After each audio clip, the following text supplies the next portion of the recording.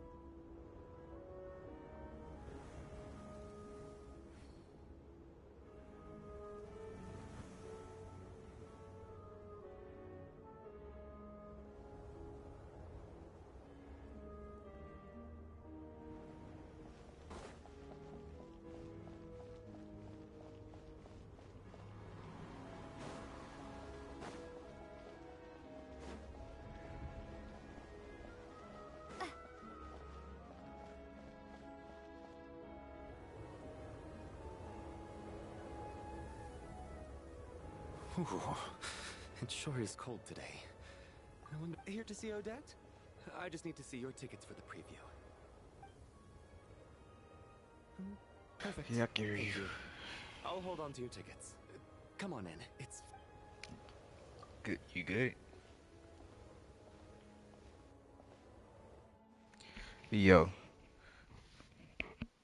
That was close. I think I'll leave the Lelek question until after the show's over. Then I'll go find Odette. I just heard that in the background. Child said he was originally going to come with Tonya. So I'm guessing, is there anyone here who looks like a Tonya? Let's see. Yo. It's a small audience. Makes sense for a preview. Good. But wait, I do see some familiar faces. Mr. Chuganov's back again by the looks of it. Wait. Oh, and is that Mitya? And that Fatui officer, Valeri. Guess he must be playing cat and mouse with Mitya again. Yeah. Oh no, it looks like the show's starting. And I Yeah. still haven't found Tonya. Never mind. Yep. I'll Because just have to take a because seat of for a status while row. and see if I can catch her Mizuku afterwards. turned into like one of the best animal DPSs now. I guess you could say.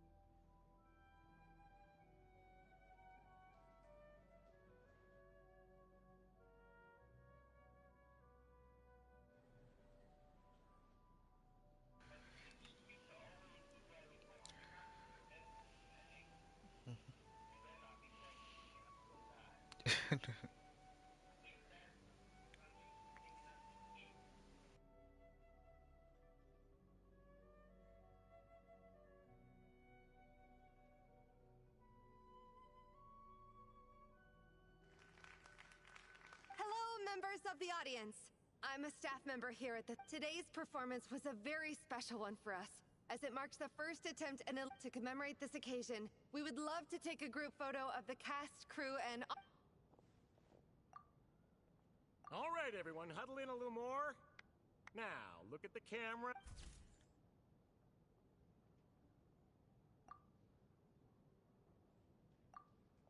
Are you quite satisfied, Mr. Energy Scientist? I rather hope you don't have any other escape plans to add to my workload today. What are you talking about, Sarge? This was simply my way of inviting you to watch Miss Odette's new show with me. And wasn't the performance spectacular? In the future, I heartily encourage you to take a leaf out of my book. Find some soul-nourishing pastimes to enrich your time outside. It was indeed a fine performance, but I must correct you on one point. This is not time outside of work. Working hours and non-working hours are just a social construct. Human technology can never advance if we're too rigid in our thinking, Sarge. May we leave now? Already? I mean, I was kinda hope. Off we go then, Sarge. Back to the land of working hours. That has to be... Huh? Your brother's busy today, so I took his ticket. Oh, okay. Sorry for the trouble. What's wrong? Maybe she caught a cold.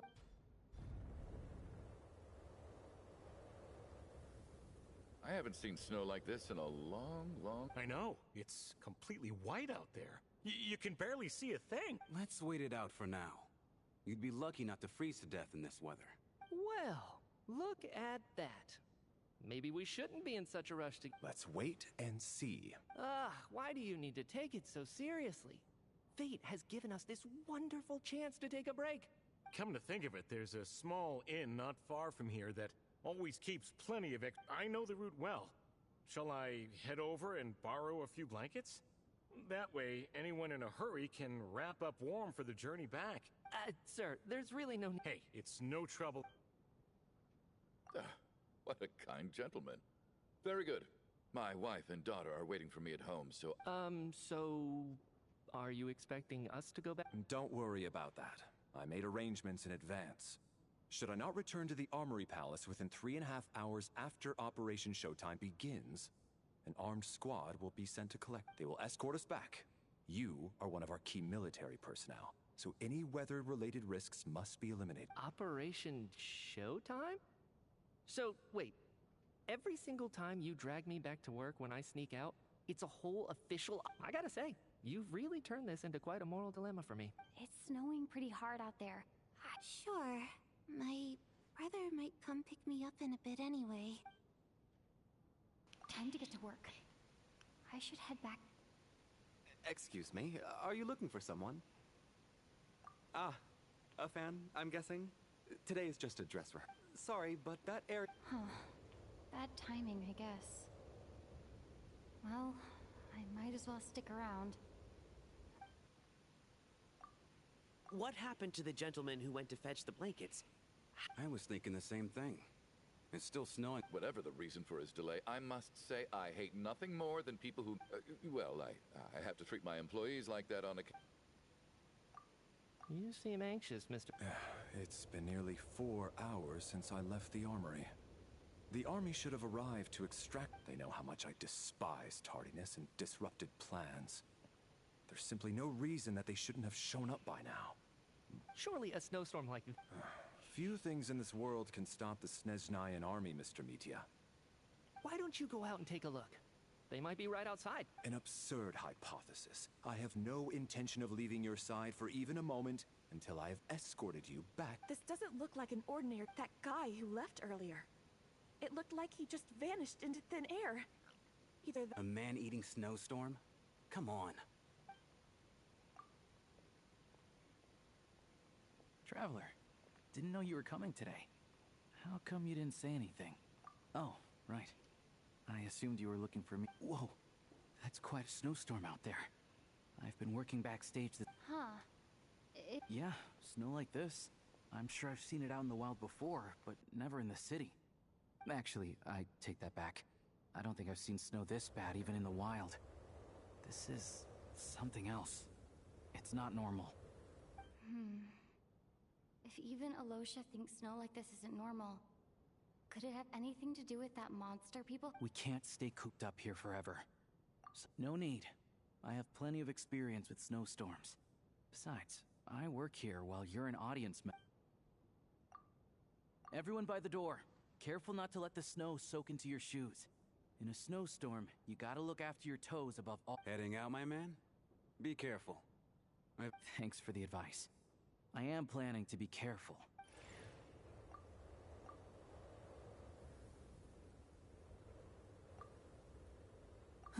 He's back! He's back! Did you see any soldiers patrol? Something about this storm isn't right. There's no one out there. I didn't see a single soul. And something in the air gives me the creeps. This isn't your average snowstorm. I suspect it might be related to recent events in our nation. I strongly advise everyone to stay here until the snow dies down. Are you serious? So all of us are trapped here now? That sounds a little far-fetched. You want to go outside and see? I, for one, am not risking my neck in that weather. This just turned from a minor delay into a major hassle. We can only hope that our friend who went to fetch the blankets just ditched us and went home. Is it really that bad? But my daughter, I won't be able to read her a bedtime. Huh? What? Whoa! So now we're stuck here? Oh, this is terrible. Luckily, it was just a dress rehearsal today, so on the bright side, the theater's always well stocked with supplies. If the snow still doesn't let up as we get into the evening, at least, I assume fine by me. This seems like a sensible backup plan under the circumstances. My thanks to the theater for being so accommodating. What are you staring outside and praying for, my man? Oh, your majesty, this is a gold... I think I've changed. Sir, if you so much as look at us funny, you'll be seeing stars in a... It's getting colder. We need to keep the indoor temperature up. Close the door and lock it.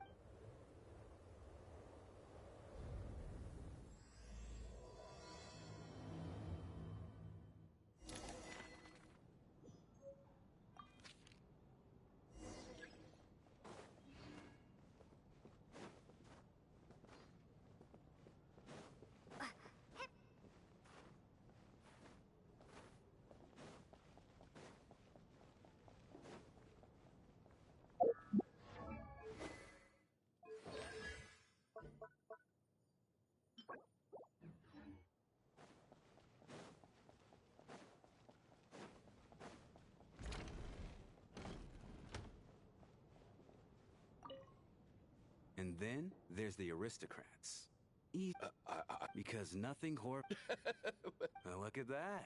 And I am Chuganov. And Are you really that famous, Mr. Chuganov? Excuse me? Oh, I have to...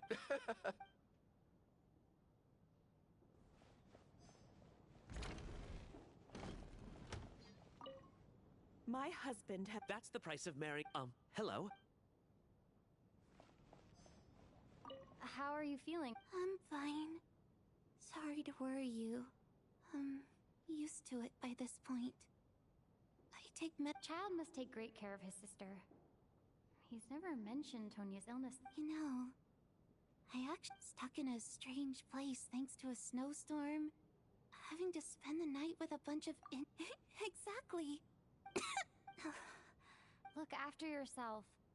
Otherwise, your brother will...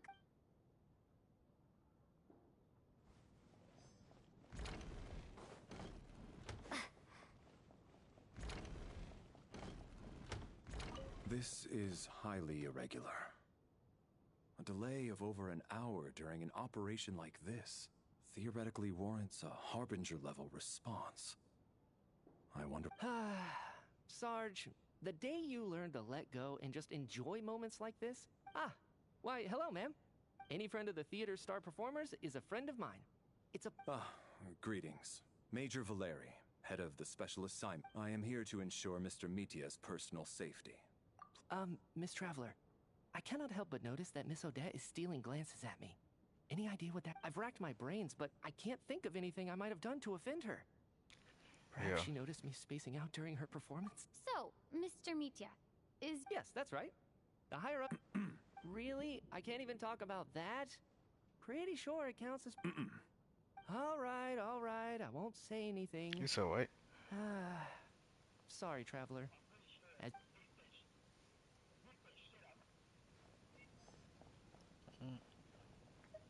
I have to say, even though today was a rehearsal and there were some hiccups along the way, Miss Odette's performance was... I couldn't agree more. Do you think we were coming on too strong? What about you? What did you think of today's performance? Oh my, that's very... I'll make sure to save a ticket for you when the This doesn't seem like the time or place to bring up the subject of Lila. So unfair. Talk about double standard. And now it looks like I've... You know Mitya too? No, I don't. I just have a feeling that he might be dangerous.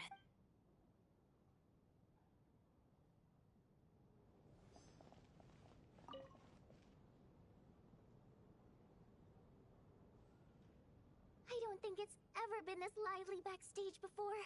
I didn't know you were coming today. Hey, have you seen Chuganov? I heard he was coming today. Have you spoken to him at all? I'm with you. This could be just the chance we need. Yeah, I gotta figure out a way to coax some more intel out of him. Yo. I wanna know why he suddenly changed his stance on Project Stuja. What exactly happened before the most recent Vecha vote? For the Rokad or You just said out what? of personal interest? Shh! There are other people around. Don't say the R word. Yeah, for real though.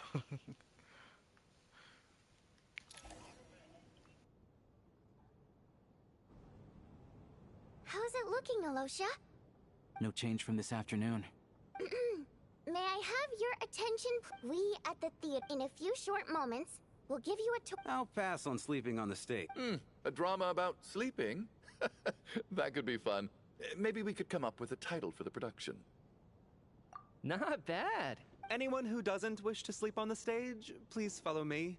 I'll show you to the rooms. I guess I'll call it a night. Though I'm sure she'll be worried that I haven't made it back yet. But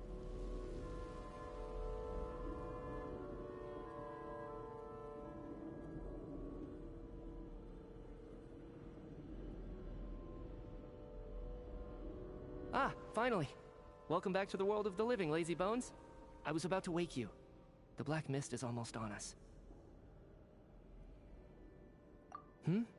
Still waking up, huh? You know, the black mist. It's been chasing us from below ever since we were born. Come on, let's keep heading up. Onwards and upwards is the only...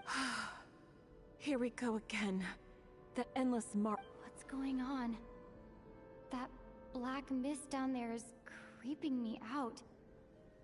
And it's rising. Guess I should head upwards and get away from it. The Black Mist cultists believe that being swallowed by the Black Mist leads to everlasting peace. But if you ask me, they're just lying to themselves. We're the only heretics left. The only ones who refuse to give in. We have to keep going. But how do you actually know that they're wrong? Dangerous question there, Torgov. The moment your faith wavers, you start a chain reaction that ends in the collapse of your will. Put the question out of your mind. Stay strong and believe that the Black Mist means certain death. Okay, but it's not my mind that's the problem.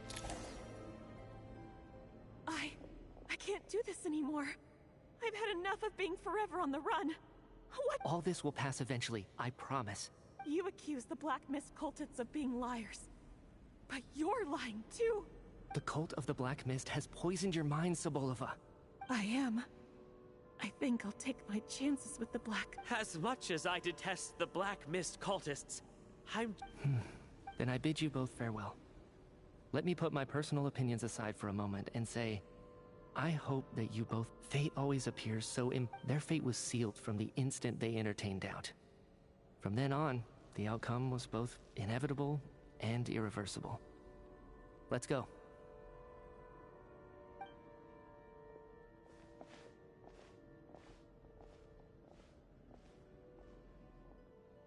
Torgov and Sobolova are gone. I never thought the day would come. Yes, it looks like it's satisfied. For now. This happens from time to time. But it won't be long before the Black Mist starts chasing survivors once again. No one knows how to stop its advance for good. Well, we should make the most of the precious moments of rest that those two bought for us.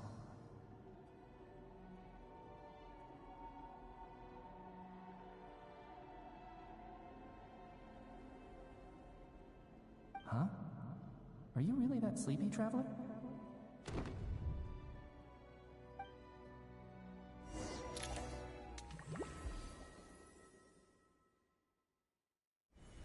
Help!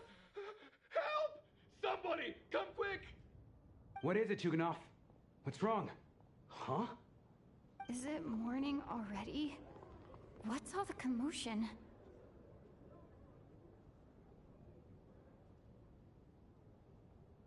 Sounds like it's coming from next door. I should check and see what's going on.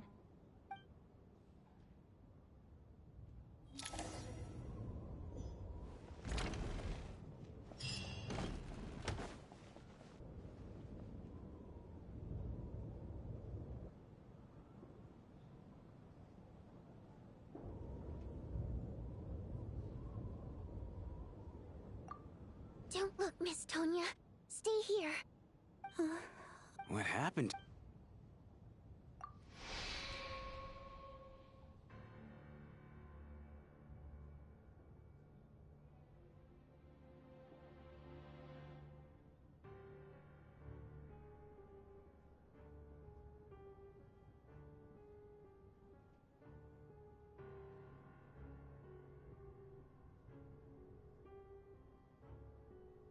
These two people have passed away. And the strange thing is that somehow I knew this was going to happen. I knew that they would be the ones to die. Have I seen this moment before? Or did I have some kind of premonition? Let me take a look. No vital signs in either of them. The cause of death, however, remains unclear. No wounds on the bodies. No signs of a struggle. And no skin discoloration caused by the buildup of toxins. But just last night, they were chatting and joking away. Could they have had pre-existing medical conditions? Even then, the odds of them both dying of sudden complications on the same night are extremely low. It's hard to believe that they died of natural causes. Who was the first to discover the bodies? It was me. But these deaths have nothing to do with me, officer. I got up early. Then I noticed that the door to this room was open, and it looked like there was a man and woman inside. I just went over to see what was going on. I can corroborate this. I was doing my morning exercises near the stage. When I saw Mr. Chukanov heading this way, I followed him. I can also confirm that I didn't see a single person approach that room before him. The snowstorm was raging all night, and it's still going now. There's no way someone could have come in from outside. You mean an intruder? No, not possible. I slept by the door last night as a precaution. There's no way I wouldn't have noticed if anyone had tried to open it. Everyone, split into pairs and search the theater for anyone in hiding, or any signs of suspicious activity. I'll follow.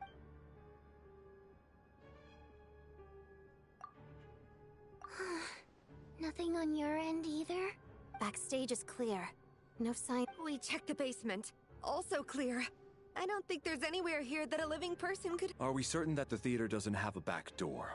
Or any tunnel or passageway wide enough for a person to fit through? No, there's nothing like that. If people were sneaking in through some secret tunnel to avoid buying a ticket, we'd have sealed it off ages ago. I also checked the windows. All of them are locked from the inside, and there's no sign of anyone entering or leaving. It sounds like we can safely rule out the intruder theory.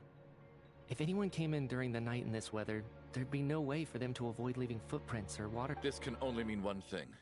It's like one of those murder mysteries you see in novels. We can't quite jump to that conclusion. Could he be right? It's hard to imagine something like that happening in real life.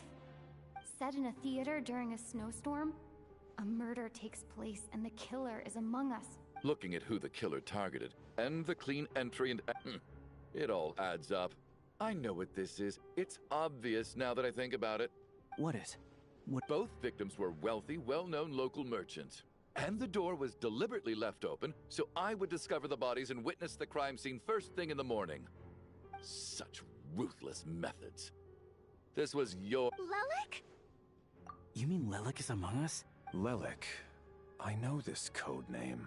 Member of the Rokot, anti-Project Stuja. Walk me through your reasoning, Mr. Chu... What now, huh? What now, Lelik? What more do you want from me? You snuck into my house the other day while I was asleep. Left a threatening letter. So, he really was threatened by Lelik. And now you're resorting to murder to threaten me. And show yourself! Was this really Lelek's doing? If Odette really is Lelik, This seems out of character. I'm probably the only one here with a compelling theory about Lelek's true identity. But if I reveal it now, what should— I don't think it's likely that Lelek killed— at least from the stories I've heard. He's never killed anyone before. Besides, even if Lelek did want to threaten you, why resort— Vodianitsa doesn't know that Lelek might be Odette, but her assessment is pretty much identical to mine. Miss Vodianitsa, why do you suddenly feel the need to speak— Defense? Oh, no, it's just— I'm worried that we're jumping to conclusions here, so I wanted to share my point of view. Also, I don't think the Rokot is as bad as you're making it out. Well, if you think I'm so wrong— The case is still evolving, Mr. Chuganov. Please do not prevent others from expressing their opinions so early on in the discussion. Even so, there's no denying that the recent threat received by Mr. Chuganov may well be an important clue. So there's still a good chance that Lelek is right here among us. I can't do this anymore. Whoa, take a beat. We all know it's far too dangerous out there. Even the soldiers couldn't get to us. Go out that door, and you might not live to tell— And whoever this Lelek is, they're surely not going to murder anyone in broad daylight. Be sensible, my man. You're safer inside. As much as I regret having to say this, I'd like everyone to cooperate and refrain from exiting the premises until further notice. Because as things stand, every one of us is now a suspect. Unless anyone has further information to share, let's adjourn for now. Feel free to keep searching for clues, but make sure you don't go off alone.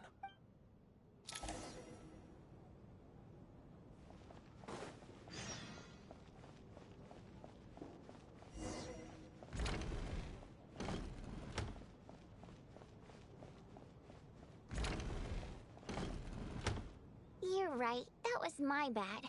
It was a knee-jerk reaction. I didn't think it through. Luckily, no one—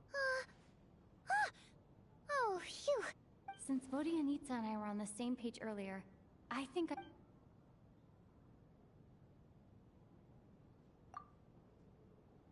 Whoa. Are you serious? I don't know if this counts as gossip, but it's definitely on track to be the juiciest this whole year. Odette? Really? Odette? Oh god, how dumb does this make me look? Lelek has been right under my nose this whole time, and I didn't notice a thing. Actually, it's exactly what you'd expect. Sometimes, hiding in plain sight is the best strategy. And now that you mention it, the more I think about it, the more sense it seems to make. It all adds up. What are we up to now? 1, 2, 3, 4... Odette's identities. She's my coworker, specifically a ballerina, and also a Fatous, a member of the Rokot. Now, it must be so exhausting. I guess since I've always known her as a member of the Fatui, it never even crossed my mind that she could be involved with the Rokot. Let alone be I don't understand. If she's with the Fatui, what reason could she have for being so opposed to Project Stusha? Probably best if you ask her that in person. Well, since you waited until now to bring this up instead of announcing it to everyone earlier, does that mean we're all on the same page here? Yeah. Lelek may not follow orders from the Rokot leadership, but as far as I'm concerned, she's never crossed the line. If anything, her actions benefit the poor. We need to confront her face. Do you think she'd really admit to being Lelek? I don't know. We'll have to see how it goes.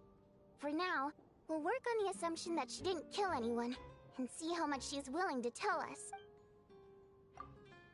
Now's her chance. Hey, Odette! Shh. Keep your... So, Alright, fine. None of us believes you'd kill innocent people. Whoever... Traveler was the first to figure out your identity, but she kept quiet during the discussion just now. Still, it's clear where the group consensus is heading. Everyone believes Lelek is the culprit. If your identity is exposed, you'll be in a really bad spot. We're your colleagues, and we know what kind of person you are.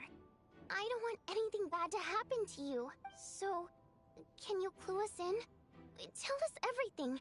The more we know, the more easily we'll be able to cover for you. Alright, yes, I'm Lelek. And no, I'm not the murderer. And thanks, but I don't need you to cover for me. Actually, I'm planning to reveal my... Huh? You're gonna... That's right. I'll admit I was surprised at first when Chuganov guessed that I was here. It was just a lucky guess, but it caught me off guard. But after taking some time to assess the situation and confirm where everyone stands, I don't believe I have anything to worry about. Are you sure you don't need a second opinion? Mr. Valeri! What?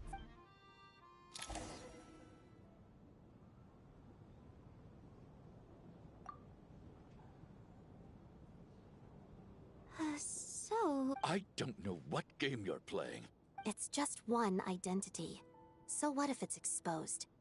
I can disappear and adopt a new identity anytime I please. I made my peace with this when I chose to become but more importantly, I promise I am not the murderer. Which means that someone else is. So, if anyone still insists that I did this, you'd best produce the evidence now. Otherwise, I suggest that you bite your tongue. Because if you really believe I killed 2 people without making a sound or leaving a trace, pointing fingers at me would surely only... Is this really? That's confidence, all right. I believe you. A real no-nonsense attitude. I can see why Marionette said that she's on track to inherit the title of the Fair Lady. Are you seriously buying this? Hey, officer! She just admitted to being Lelik. Aren't you going to do something about this? I do have one question, Miss Odette. Why have you chosen this moment to come forward and reveal your identity? If I didn't say anything, everyone would be focusing all their efforts on finding Lelik. And that is exactly what the real culprit wants. I don't want to be the scapegoat who lets the murderer get away with this crime. Despite all the accusations, she made the smart choice. A remarkable display of rational thinking under pressure. Clearly, Odette's talent extends far beyond the art of dance. She thought so far ahead. Ugh, why do I always feel like I'm one step behind her in everything? You've convinced me. Dealing with the murder case remains the top priority right now. Let's put the name Lelik and all related incidents aside until further notice. Nevertheless, the group still considers you the prime suspect. I assume you have no quarrel with that, Miss Odette? I understand. You're welcome to keep an eye on me around the clock. I have no objections. Mr. Chuganov? For my wife and daughter's sake, I'll let you off the hook for now. But don't think you're forgiven for breaking into my house and threatening me. Just wait till we get out of here, Lelik. We'll settle the score then.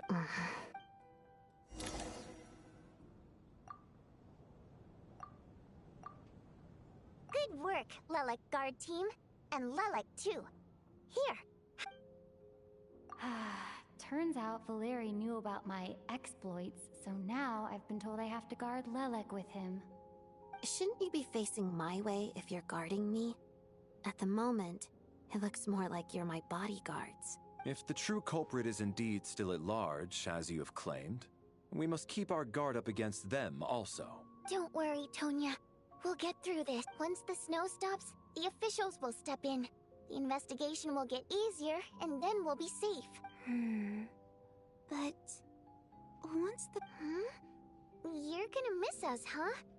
Well, some of us work at the theater, so we'll still be here. Really, Miss Mori? Aw, you're so cute, Tonya. All right, let's swear to it. I promise to give you the pass, and you promise to never change your mind. Promise.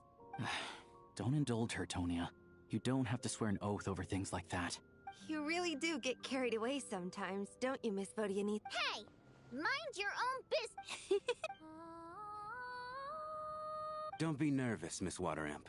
Everyone... Excuse me? Do I look nervous? Don't be ridiculous. No. You sound nervous, lass. Oh. Wait, but how... Okay, plenty of people know that I'm a water imp, but still... How come you understand our primary mode of expression? Primary mode of expression? I've not come across that concept before. Well, it's just... We water imps tend to communicate our emotions to each other by singing, rather than facial. The emotions we convey through song take precedence over our facial expressions. So, we think of it as our primary mode of expression. I'm impressed, Shram. I didn't take you for a man of culture, but you're clearly rather learned. It's not about being cultured or not. The thing is, this mode of expression can usually only be understood by other water imps. It's not a simple case of a song sounding happy or sad, and yet, you're clearly human, Mr. Shram. It's really not the big deal you're making it out to be. I think I just have a knack for it. Plus, I have a very close friend who's a water imp. A delightful lady. Anyway, we spent so much time together that before I knew it, I noticed I could understand her expressions. Oh, I guess that makes sense. Still, the fact that you have a water imp friend is even more surprising. I'd better watch what I'm singing when I'm around you from now on. Hey, what are you implying? You're not secretly insulting the audience in your songs, are you?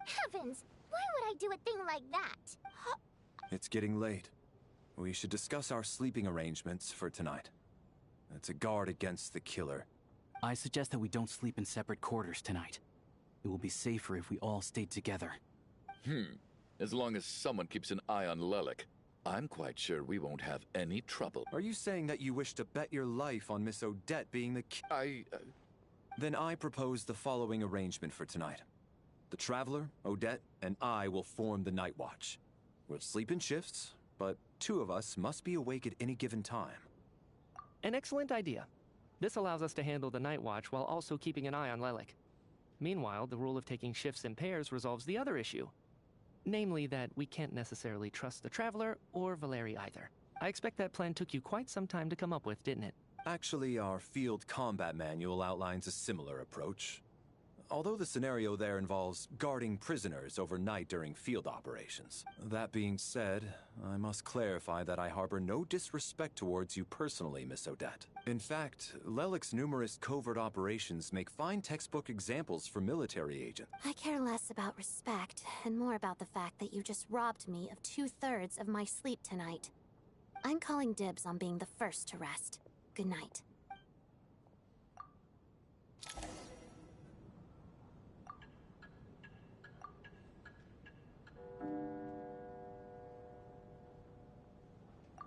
It's almost time. We should wake Odette. How are you faring? Oh, not going to argue with that. I'll take a quick nap.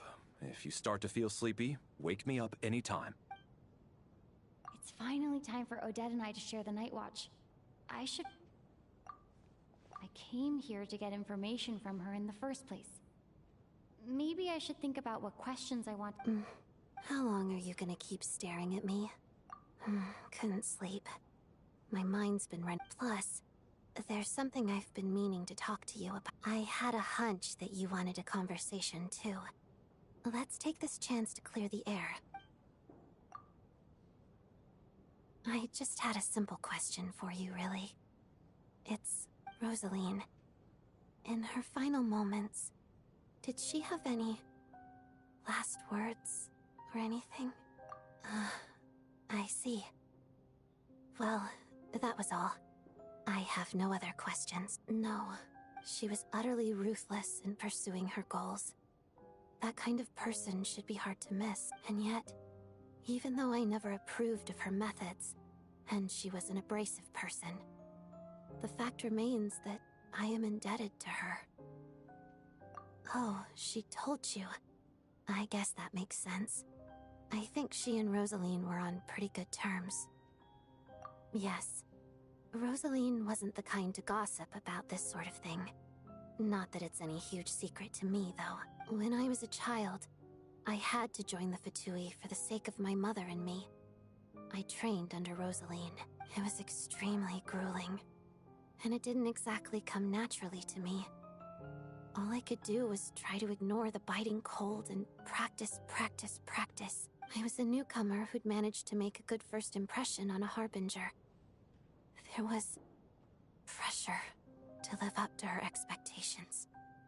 to be worthy of the fair lady's reputation. Every day was a struggle against the cold, pain, and fatigue. And most nights, I struggled to fall asleep. After enduring all that, I've become almost immune to the sensation of pain. I suppose that was the cost of survival.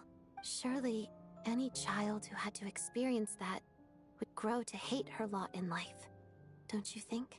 So, I put an equal amount of effort into my ballet. Because in my young mind, that was the only way to defy my fate. It was my way of telling her, the Fatui's demands and your expectations of me are not what I wish for. One day, I will leave. I think she probably blamed my poor performance in training on my passion for ballet. She knew my heart wasn't in it. One time, when I was secretly practicing a dance at night, she suddenly showed up. I knew she was there to catch me red-handed. I told her, "You don't deserve to watch the dance I learned from my mother." She looked stunned. I guess she was surprised that I lashed out first, before she had the chance. But strangely enough, on that occasion, she wasn't fierce with me like she was during training. Instead, she fell silent for a moment, and then left. After that, she never interfered with my dancing or asked me how it was going. She never came to watch me dance again either. Not even once. She was. But even now, whenever I take out this core Ignis, I can't help but think of that night. Of the look on her sort of. Although gift might be too kind a term. This is her flame sealed within ice. A symbol of her favor, yes, but also her way of keeping an eye on people. She knew the location of every piece of core Ignis. If any recipient started acting suspiciously, she'd be on to them immediately.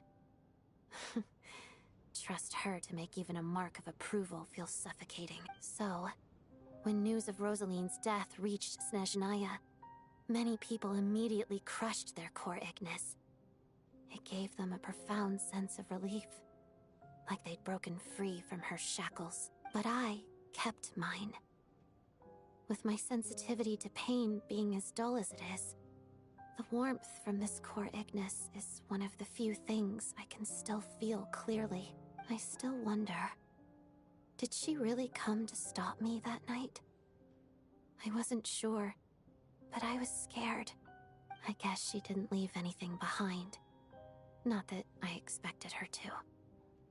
It's fine. It's just a bit of a shame that we She did. Are you sure she was talking about this event? No, she didn't. I didn't even find out that she'd gone to Mondstadt until a while after she'd left. Wait, in that case... Okay. There's something I'm trying to figure out. I'm beginning to suspect that Paimon's mystery illness is being caused by the energy research behind Project Stuja. Paimon's very important to me, so I have to get to the bottom of this. I figured that since you're Lelek, you might know something about all this. The ultimate goal of this energy experiment is to create a weapon for the final battle. The weapon's construction was completed in Nodcry. Now, all that remains is to arm it with a sufficiently powerful energy. Yes, the weapon's development and all the related experiments are overseen by Lord Piero, the Jester, and the lab is located deep within the Armory Palace. I'm not sure why this experiment would be making Paimon feel unwell, though. The best way to get to the bottom of it would be to go there in person. Once we get out of here, I'll help you apply for an entry permit. And I'm hardly the organization's proudest member, as you know. You answered my question about Rosaline. I want to do you a favor in return. It's that simple. Huh? What's wrong? Are you not feeling well? You two seem to be hitting it off. I thought you were sleeping. Of course I was. In the military, one learns to fall asleep quickly, even in the most inhospitable environments. It's vital. Even if he was awake. Well, thank you both for keeping watch. Traveler, I'll take over for now. It's your turn to get some sleep. Sure. This is our second night here, but at least I found out a little more about Paimon's condition. I hope she's been sleeping well the past couple of days. Huh. Why do I feel like... Seriously? Is this payback for when I stared at her earlier? Never mind.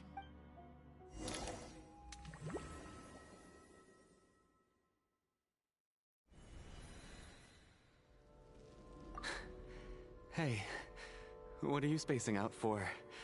How long have we been walking for? Do you remember? Time's lost all meaning. Ever since we noticed that thing above our... A star key? Or key star? Anyway, the person who named it was swallowed by the black mist. Whatever it's called, ever since we noticed it, we've been walking up and up, hoping that as long as we reach it, we can find a way out of this place. But it seems like no matter how far we walk... Well, we've come this far. You never know. Maybe we're almost there? Come on, enough moping. Let's go.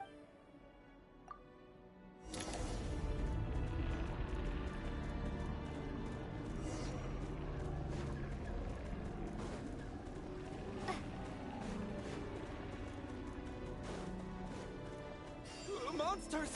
Watch out! Not again! I've lost count of how many times we run into them. Be careful. What the?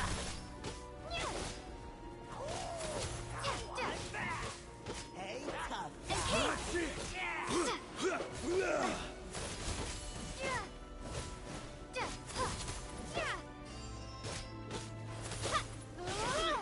What?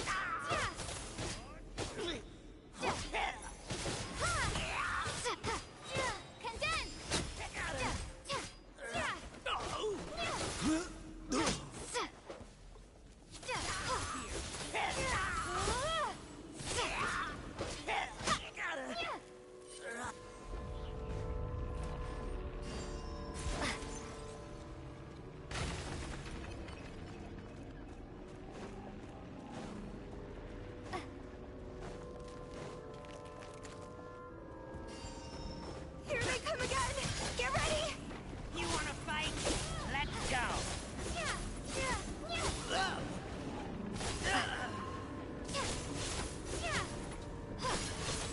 Fighting frog! Gotta... Get a lot of this! And Kate! What the? What the?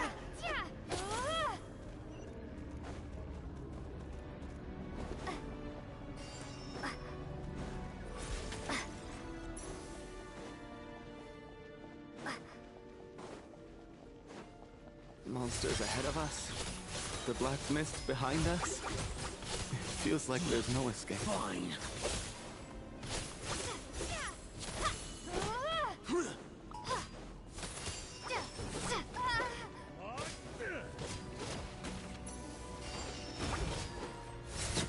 Shut up! Fast.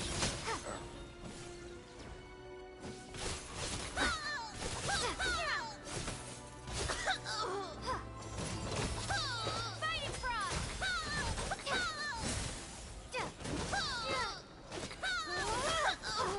Learned. Are you hurt, Coolish? No. I'm fine. It's just... Suddenly I don't want to walk any further. I get you. In fact, I reached my limit a long time ago. Sometimes it feels like there's hope where there's Yeah. The hope that the star gives us is the only thing keeping us going. But I'm not sure it's real at all. It may just be a collective illusion. Otherwise, why would it always be out of reach? We know you mean well, but you're only saying that to try and encourage us to keep going, aren't you? Thank you, friend. But enough is enough. Please don't give me any more false hope. Hope is poison in this place. You're going to continue, aren't you? I admire that. I've given up, but I wish you the best. May there come a day that you catch up to the star and leave this godforsaken... It's not an illusion. We really are getting closer to the star. Congratulations. You're the first person to make it here. I'm the star's envoy. The black mist has stopped rising. Its hunger is satisfied for now, having devoured your two companions. This is a good opportunity. I'll let you get some rest before we continue. What do you mean, leave? The star represents the starting point. It's the waypoint for the beginning. Congratulations on reaching the starting point. Once you are ready, we will head out and walk upwards. I will be right by your side the whole way. Huh? What's wrong? Hey, don't get...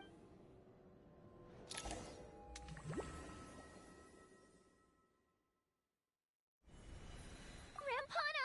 Rampana! Is that... Vodyanitsa? Coolish, wake up! Please wake up!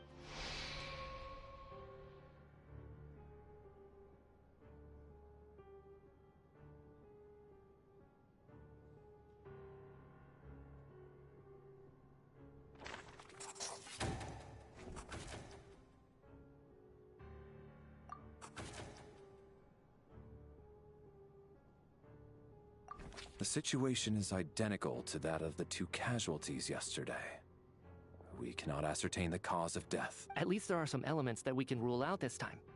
They slept on the stage with everyone else. So I suppose the surrounding environment can't be a relevant variable. Rampana. Weren't some of us keeping watch last night? 3 of us, in fact. How could you not notice something was wrong? I'm as confused as you are.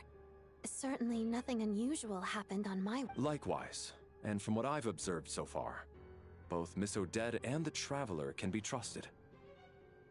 To be honest, I didn't get a wink of sleep last night. I couldn't help but think I was the target. So I just laid there with my eyes closed. I heard the Traveler and Lelik chatting, but otherwise I don't recall hearing any commotion during the night. Me too. I didn't want to wake everyone up, so I was concentrating hard, trying not to cough. Then, what could possibly be causing this? Once was bad enough. I can't believe it happened. I worked closely with Rampana and Coolish for so long. I never imagined that one day they'd... And on this stage of all places... Vodyanitsa... 4 victims in just 2 days, and we still don't have a single lead. I need to get to the bottom of this as soon as possible. And above all, keep Tonya safe. I'd never be able to look Child in the eye again otherwise. Still snowing? Yes, I just checked. Still no sign of anyone outside either. So we only have ourselves to rely on. If you ask me, this killer can clearly strike whenever they please.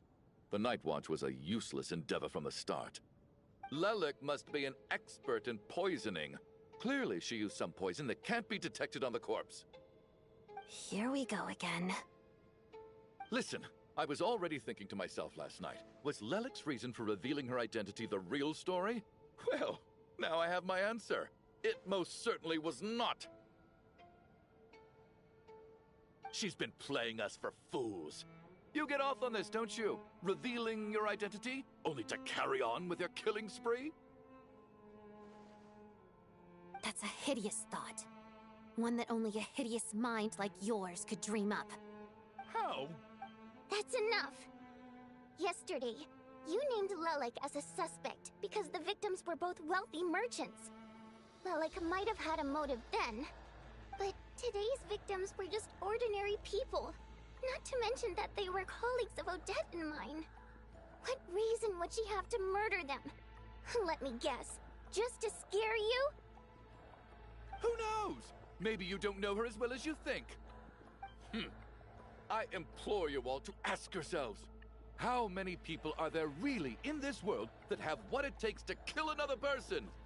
Not many, I'd wager. Lelik is well known to be a ruthless operator, and now she has revealed her identity.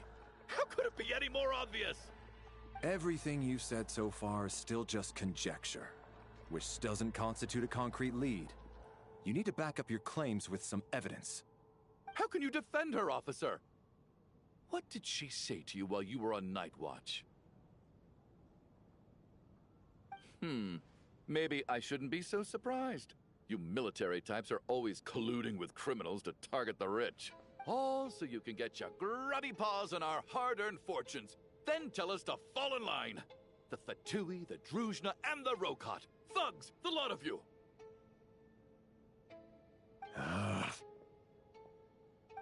Don't you dare! Sir, but you were the one who told us not to stop other people from 4 people have already died. Turning against one another is the last thing we should be doing. Even if he's still one of the victims here, isn't he? I had no intention of resorting to violence.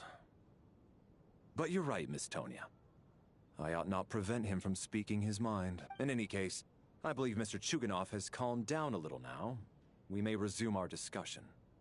I don't think there's any need for that. What is there to discuss? Nothing about this situation is normal. Did you have an idea, Mitya? You're the brainiac here, right? Come on, clue us in. I've been mulling something over. All the leads we have so far concern things from outside the theater. Miss Odette's alter ego, the threats Mr. Chuganov received.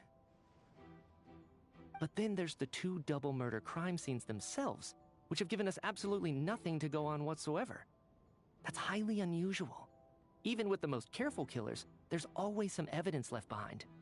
So what are you suggesting? I think this could be a supernatural event. It isn't characteristic of human-on-human homicide at all. Correct me if I'm wrong, but aren't you supposed to be a scientist? That doesn't sound like a conclusion someone like you is supposed to make. I got into scientific research because of my insatiable curiosity. But if the present situation defies all known scientific explanations, I don't mind shifting my curiosity toward the paranormal instead. Now that you mention it, I remember when I first came to the theater. I heard rumors about this place being haunted. Haunted? Yeah, I think I heard the same thing. But I mean, they're only rumors, right? We've worked here for years. Surely we would have noticed any spooky goings-on. Well, this has taken an unexpected turn. A haunted theater? If Paimon were here, she'd probably be hiding behind me in fear. Why don't we take this opportunity to look for clues again with a more open mind? Very well.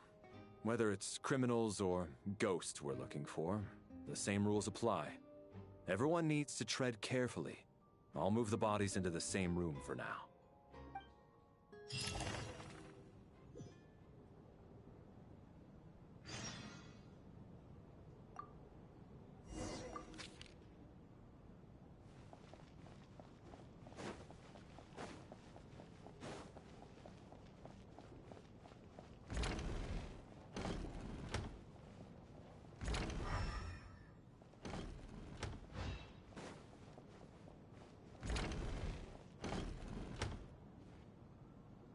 Valeri, come take a look at this. You too, Traveler. Some sort of notebook. What is it for? It's the on-duty logbook for the theater. Kulish was the main person to use it. He mostly used it to record any unusual incidents during a show, audience numbers, exit times, and so on. Yes, he'd always have this logbook with him when he checked tickets at the entrance. This should confirm a lot of key details about the recent show. Yes. The number of people. I've checked and double-checked, but the numbers just don't match what's recorded in the logbook. Apparently, we have an extra person among us. Are we certain that logbook is accurate? Could someone have sneaked in without buying a ticket or something? Unlikely. Kulish took his duties very seriously. I've rarely seen any errors in his work. Not to mention that this was a dress rehearsal, meaning smaller audience numbers and tighter ticket restrictions than usual. Everything would have been well within his control. We no longer have our tickets with us, do we? They got collected on entry. I assume there's no way we can check them again. Unfortunately not. The theater recycles tickets. Once people are in the door, they don't tend to leave until the show ends, so we collect the tickets at the point of entry. Still, I'm inclined to believe that this discrepancy in the head count is significant. Did an extra person just materialize?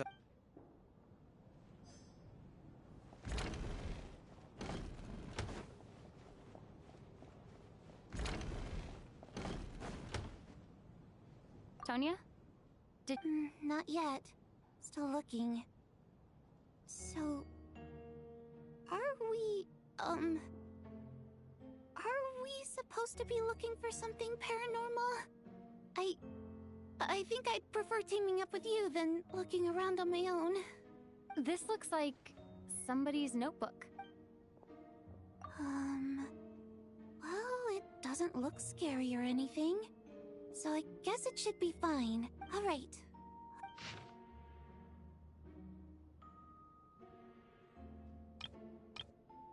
Huh. This has to be Vodyanitsa's writing. Maybe it's a little rude for us to peek at this. I feel like I just read someone's secret diary. It sounds like she's writing this for her parents, right? I don't understand. Why put this stuff in a notebook instead of... Because her water imp parents belonged to the aristocracy, who were driven out of Snezhnaya by the Tsaritsa long ago. And now they live somewhere new, where the postman can't get to. It's fine. My fault for not storing it properly. I can't leave things lying around and expect them to get ignored when everyone's scouring the place for clues. All right, give me my notebook back. I'll take over the investigation in this room.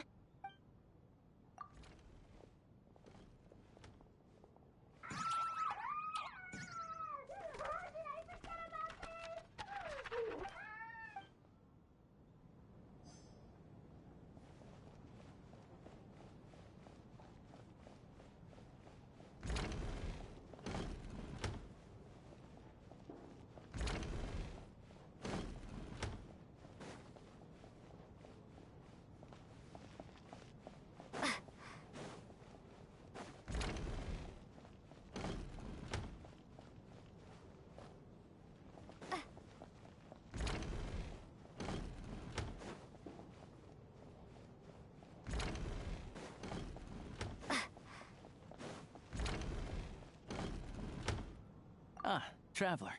Since you're... Alosha found it. We're both curious to hear your perspective.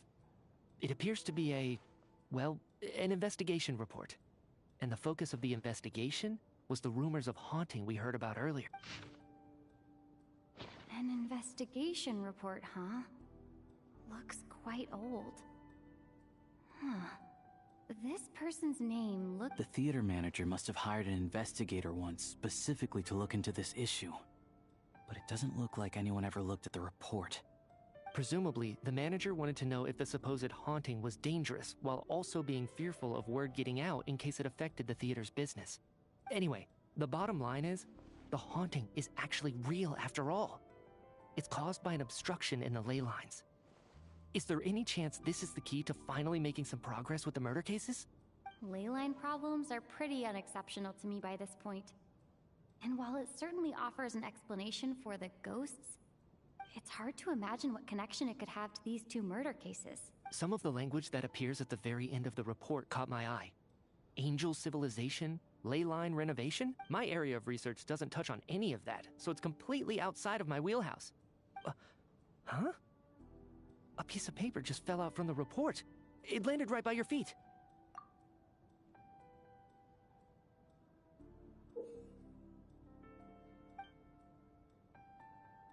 How unnerving. It was tucked inside the report, so it must be a note left by the author. Death is near. Is that supposed to be what's going on here?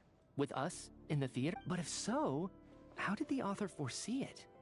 Could he predict the future somehow? Maybe things are more complicated. No, wait a second. If we take the report and the note at face value, they completely contradict one another. The report definitively concludes that the hauntings in the theater are harmless and cannot affect the real world. But the note seems to be warning of potential danger. The question is, what exactly does the note mean by death?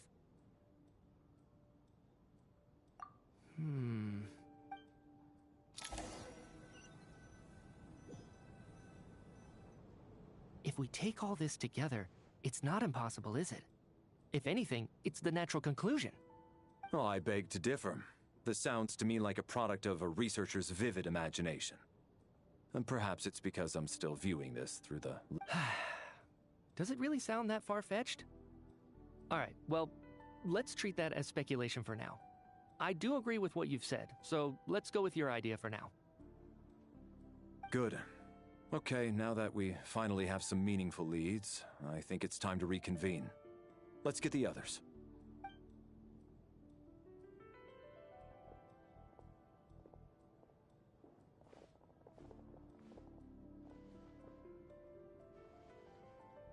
So, that's about everything we've discovered so far.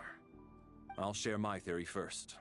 Based on what we've learned from the logbook, I believe the extra person among us is most likely the killer. If the killer had simply bought a ticket, it would have greatly increased the risk of their identity being exposed. I expect he or she either hid in the theater ahead of time, or found a way to slip past the ticket inspection. They then blended in with the group and waited for an opportunity to strike. What about the note found in the investigation report? Any thoughts on how that fits in? The killer may have simply planted it there as some sort of sick joke. I've seen my fair share of psychopathic killers. They love playing cryptic mind games. So, it has nothing to do with the haunting of the theater after all. This theory makes sense to me. If we have an audience member unaccounted for, chances are they didn't come here to watch the show. Could it really be that simple? So, in other words, all we have to do is find out who got in here without a ticket, and all our problems will be solved? Then let me make one thing clear.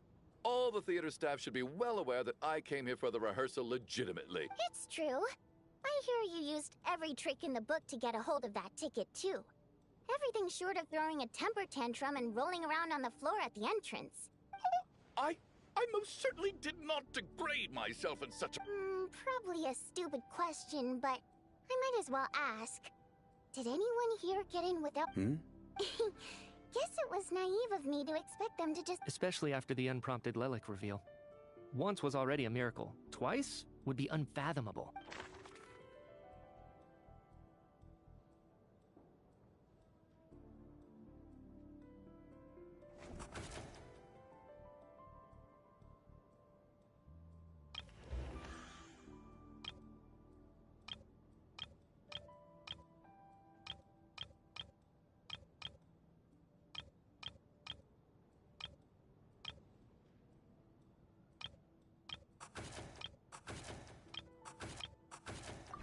We have to catch this.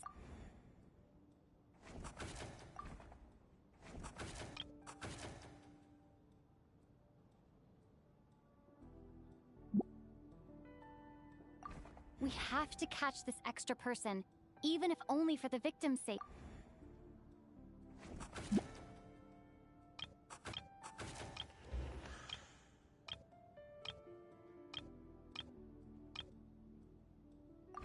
Sounds like Chuganov went to a lot of trouble to get his ticket because everyone at the theater knows about it.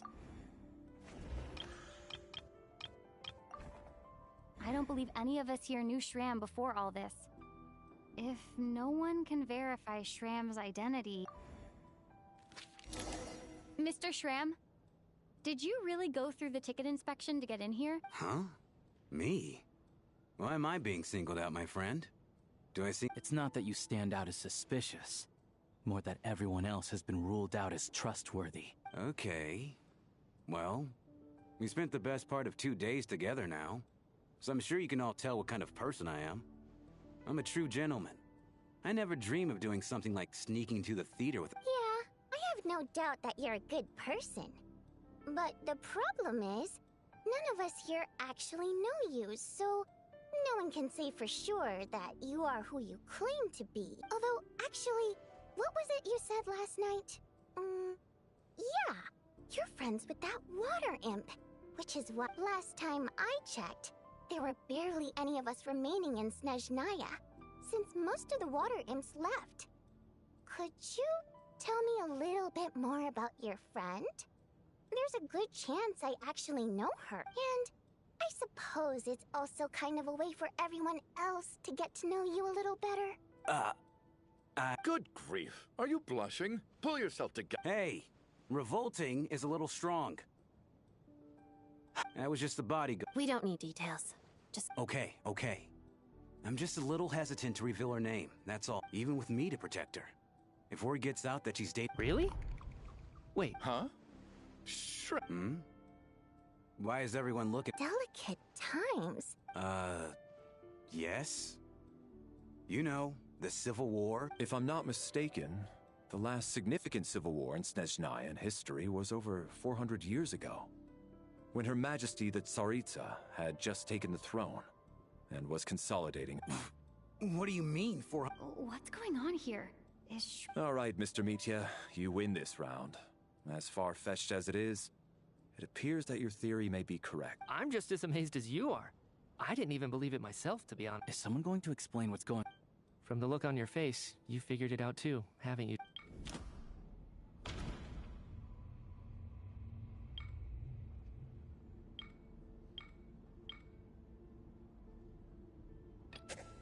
That seems to be...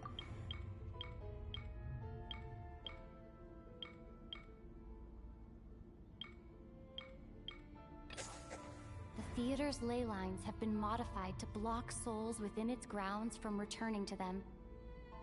Some souls can even wander this... Mr. Shram's statement proves he's from hundreds of years ago. And according to the investigation report on the theater hauntings, Mr. Shram is very likely a lost soul wandering the theater.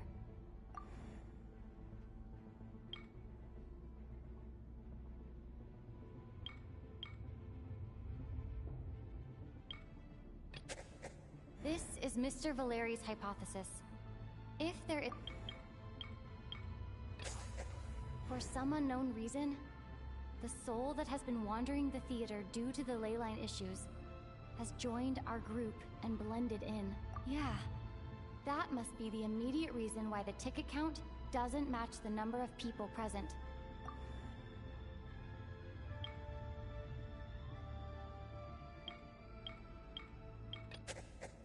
Since we discovered... The contents of the investigation report have been verified. There are indeed leyline issues and wandering souls in the theater.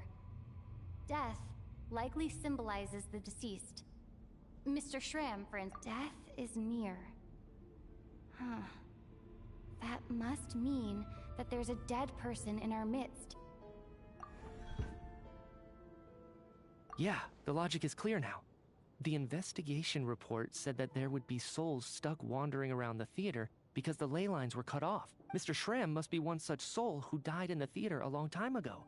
In which case, that also makes him our extra person. So when the note said death is near, it must have been referring to death as in the deceased. People who died a long time ago. Someone who died. In short, there's a dead person among us. The extra person we've been searching for is a ghost from the past. You mean I'm a ghost? No. Don't make jokes like that. But even if I was dead, I know for a fact I didn't... Yeah, even if all that's true, the report also said the souls inside the theater can't affect reality, right? They're harmless. Then what if the problem isn't the souls at all, but the ley lines themselves? The ley lines have a powerful ability to attract and devour souls. Let's say that the ley lines are like a black hole, constantly seeking to engulf souls. But the souls that don't want to return are trying to avoid being sucked in. Huh. Why does this analogy sound so familiar? What happens when the black hole can't achieve its goal? I'm only speculating here, but what if it ended up swallowing innocent souls by mistake? or intentionally taking other souls to compensate. That could explain why we weren't able to determine a cause of death. If you're right, and their souls were devoured by the ley lines, it does make some sense. It does seem to explain a lot of the things we couldn't make sense of. Does that mean it's true? Except there's no concrete evidence. Mitya is relying on a lot of logical leaps. Still, it seems like the best explanation we have under the circumstances. Alright, so how could Shram not know that he's dead? Seems a little unlikely that he hasn't noticed anything unusual even after several days interacting with us. On the contrary, it's perfectly normal for a soul to wander the theater for centuries without questioning their existence or reason for being there. It's simply what's natural for them.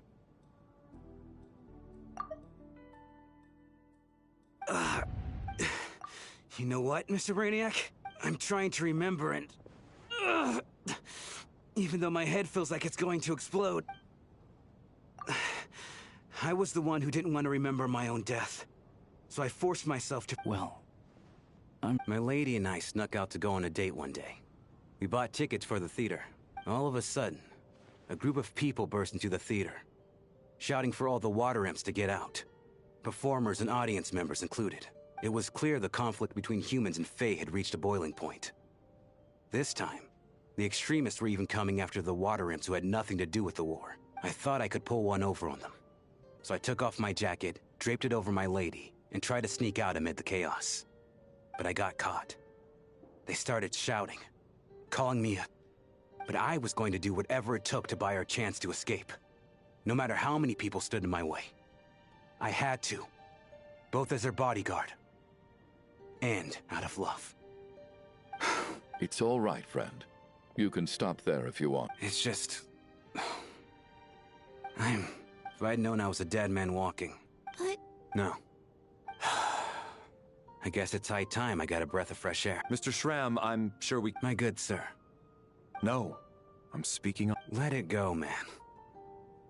Oh. Wait. One last thing. Miss Waterimp. My lover. Her name was Letia. Letia Ozarova.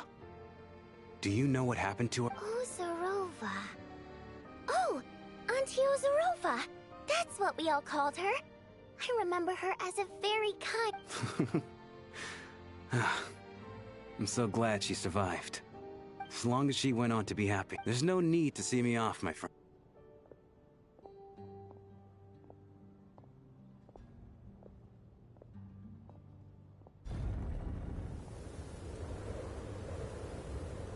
Take care. I knew Mr. Shram was already dead, but... Death is cruel, no matter how we might... So, was the conflict between Fae and humans really that bad back then? I was only little, so I don't remember much.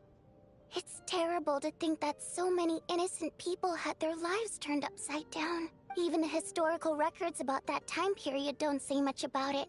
All people know is that the Tsaritsa founded the Fatui, drove out most of the Fae aristocracy without explanation, then used her terrifying power to suppress the humans. It seems to me like the Tsaritsa chose to make herself the enemy. She downplayed the conflict, directing whatever animosity both sides had for each other at herself instead. That's also why, despite how brutal the conflict was at the time, there hasn't been much lingering tension between humans and Fae since. Things have been fairly harmonious for them. So, the Tsaritsa banished the Fae to protect the Fae living in the city? Maybe it's not quite as bad as it sounds. I don't think Her Majesty is too concerned if mortals hate her or not. And besides, there are very few who truly do. All this time? All right. If Mitya's theory is correct, then I think we can consider this matter settled. Let's all take a break. Ugh. If only this blasted storm wasn't still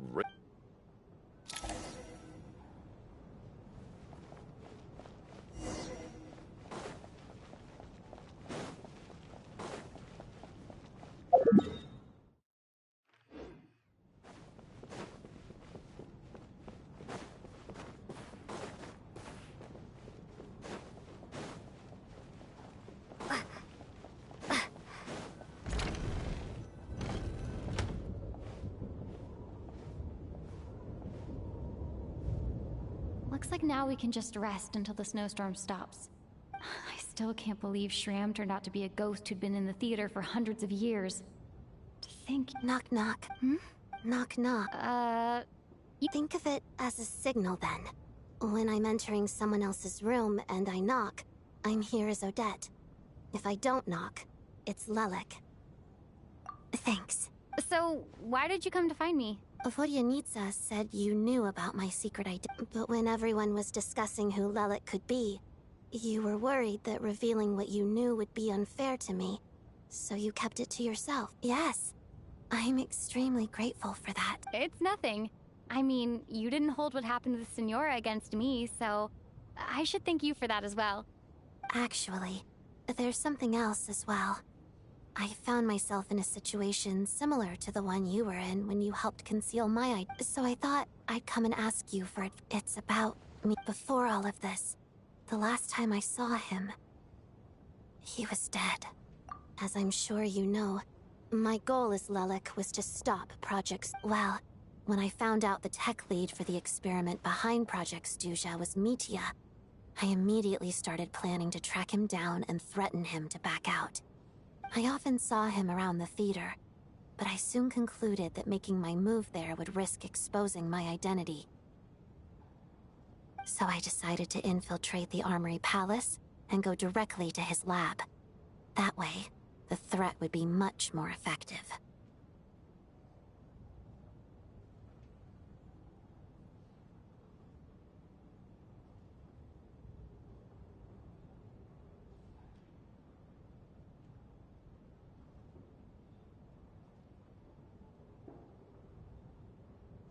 Well, I suppose there was a bit of luck involved. But I am a Fatus, so I already had some familiarity with the building's layout. But when I finally made it to his lab, Mitya seemed to be dead. I checked his breathing and his pulse. He had no vital signs whatsoever. I'm certain of that. I thought maybe another anti-Project Stuja activist had beaten me to it, and chosen a much more brutal method, so I made myself scarce. That's why you were so on guard around Mitya that first night here. Yes. When I saw him sitting in the audience during the performance, I could barely contain the shock. To me, it was a miracle. Somehow, he'd come back from the dead. But then, the murder started happening and things got so complicated that it wasn't really at the front of my mind. That is, until Mitya himself said there must be a dead person among us. Then I couldn't ignore it any longer. And yet... you thought that bringing it up right away would single Mitya out. Just like when everyone was suspecting Lev. Exactly. I thought there could be something. Besides, we soon figured out that Mr. Shram was a ghost. And we knew there was only one extra person, so we thought he had to be the one. But now it seems like there's another candidate. I understand why you kept it to yourself. There was so much information being thrown around during that discussion. Bringing up Mitya would have just introduced more So, what? Let me confirm one thing first. When was it that you found Mitya dead? Around a week ago.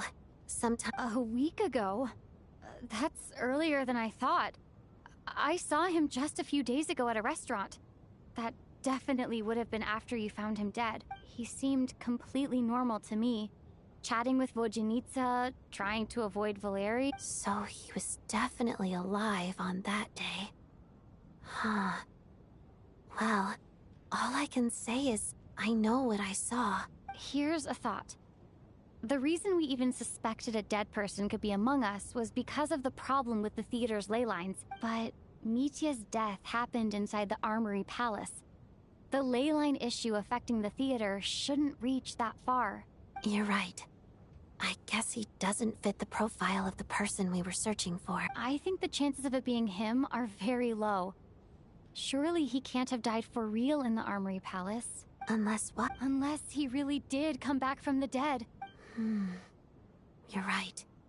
Do you think... Huh, what's this? A private meet and greet? Where do I line up? not what's... Well, I was just making the rounds. Thought I'd try to lighten the mood a bit. Vodyanitsa's handing out food if you're hungry.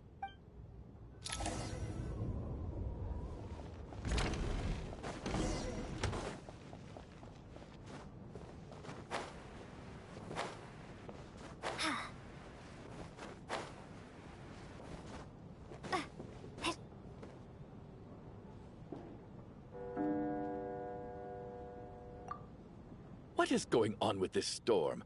Could it be connected to that monster that just arrived in... I almost hope it is.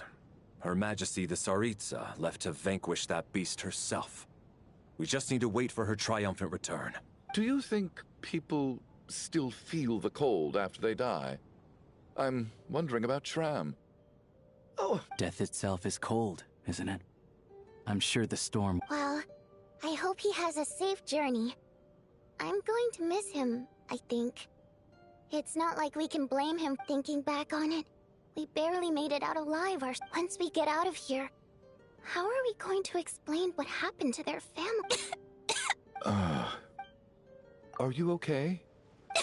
Look who's Mr. Nice Guy all of a sudden. Is it because Tonya's... Yeah, without Tonya, who knows how badly he would have been hurt.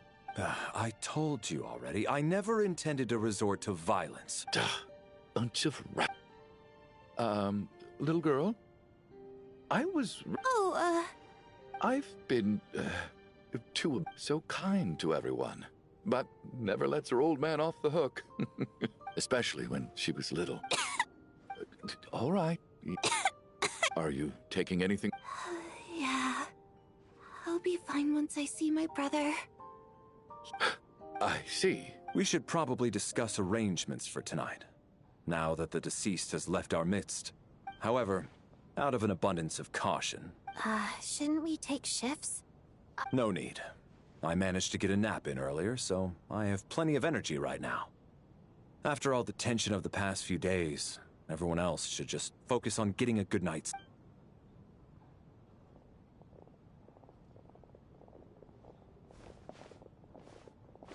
What a long day.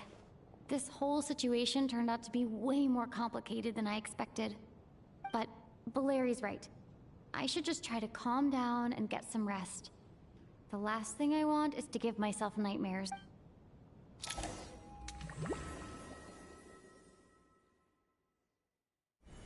She's awake. She's awake! Get over here, you big lug, and take a look! If you must call me something, call me Mr. Door. The Black Mist is coming. Are you all right? Can you walk? We just got attacked by monsters. He just seemed to come out of nowhere. Not much of a talker, but when it comes... Curses! The Black... Mr. Door, I don't believe I've ever seen you around here before. Why is that? There's no need to try to get to know me. I'm just... Mr. Door! Officers! Trouble! Get rid of them! I can just push these ones off. Oh. Well, anyway, we're lucky to have you here. Thanks for saving us earlier. No need to thank me. This is where my duty lies.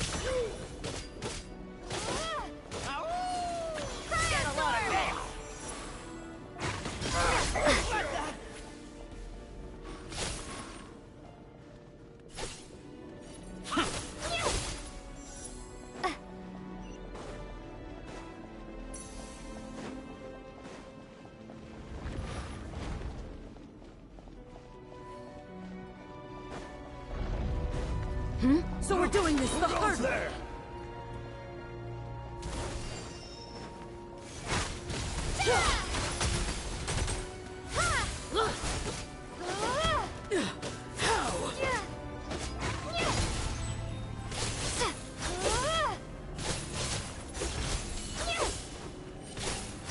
Oh, remarkable work, Mr. Door.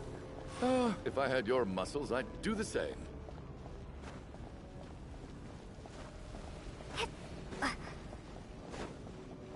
Are none of these doors the one you're looking for? No.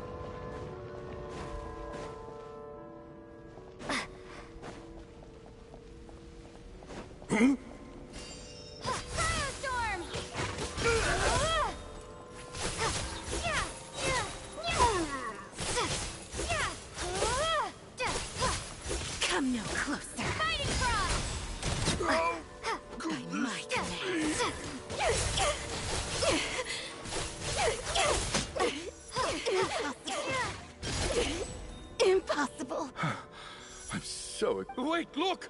There's more monsters down there. Are they coming from within the black mist? No, no! They're gaining on us!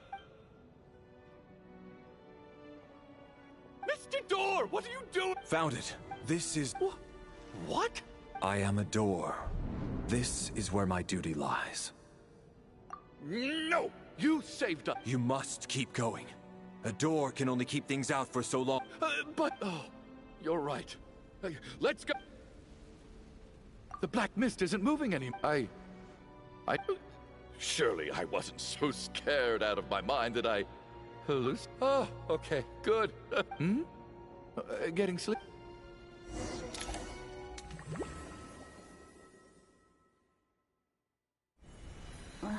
What time? Oh, I guess everyone's still asleep. Valeri?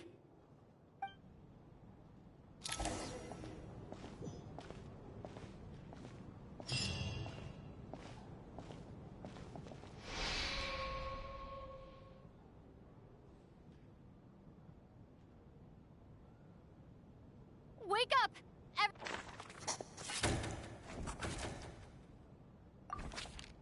Just like the last 2 nights. No clear... I've been a real thorn in your side, but for me, life will be all the duller for not having to run away from... How's Tonya? I just checked on her, and it doesn't seem like anything serious. She's just exhausted from the past... That means Valeri was the only one who... If Valeri was awake and keeping watch, it would have been impossible to kill him without waking everyone else up.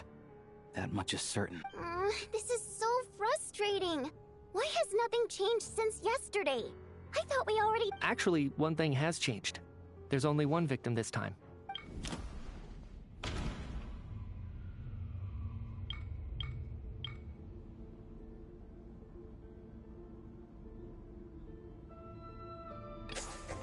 After the deceased Shram left, there was one less victim last night.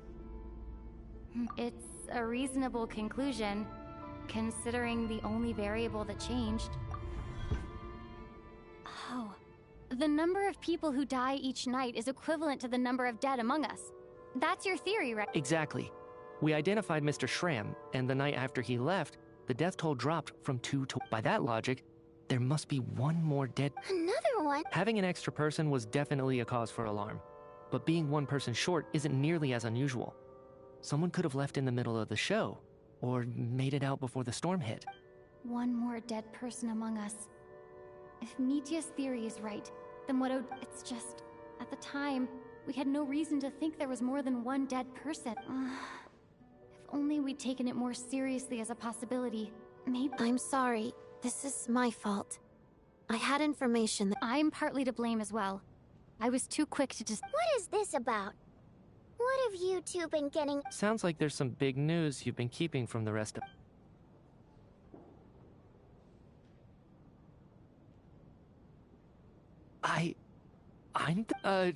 Wow, Odette and I talked about it yesterday, but... We thought it just wasn't possible, so... Yeah, I don't blame you. If I'd been there, I probably would have reached the same conclusion. Let me just try and verify this. I just scoured my memories trying to think back to the... But I honestly have no recollection of dying. That's where I'm different than...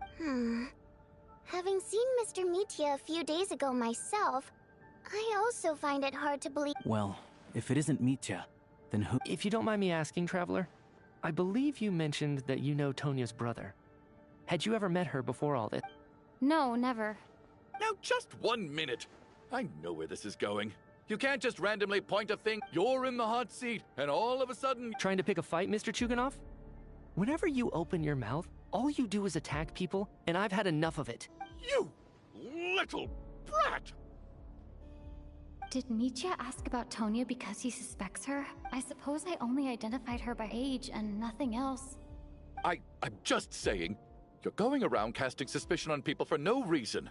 I can vouch for her, if nothing else. I've seen her before. She's the sister of that Harbinger, isn't she? The one called Child. Oh, really? You're telling the truth? Since being here, I don't think I ever mentioned she was Child's sister specifically. Does Chuganov actually know her? If Chuganov can vouch for her, then it can't be Tonya either. In which case, it seems unlikely that there's another dead person among us. Miss Odette, could you go over that afternoon with me one more time? When you found me... No problem.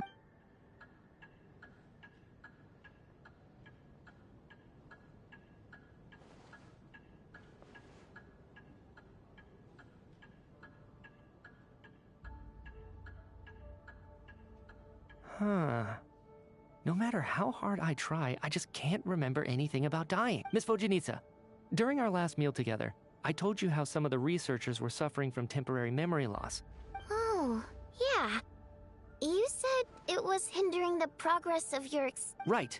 And even though I don't remember dying that day, I'm pretty sure I experienced something like amnesia. Some of my memories from that afternoon are missing. Are you suggesting you're missing the memory? Of course. How am I only just realizing this? Humans aren't necessarily aware of their own death. You mean being silently assassinated, or dying in your sleep?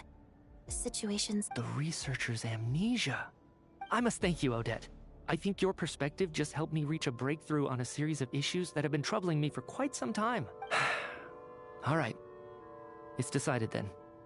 Oh, leave? Hey, wait a minute. Come on, kid. Aren't you gonna fight for your life? I have other reasons beyond what's been discussed. I remember during Miss Odette's performance, while I was sitting in the audience stalls, a brilliant new idea for my research popped into my mind.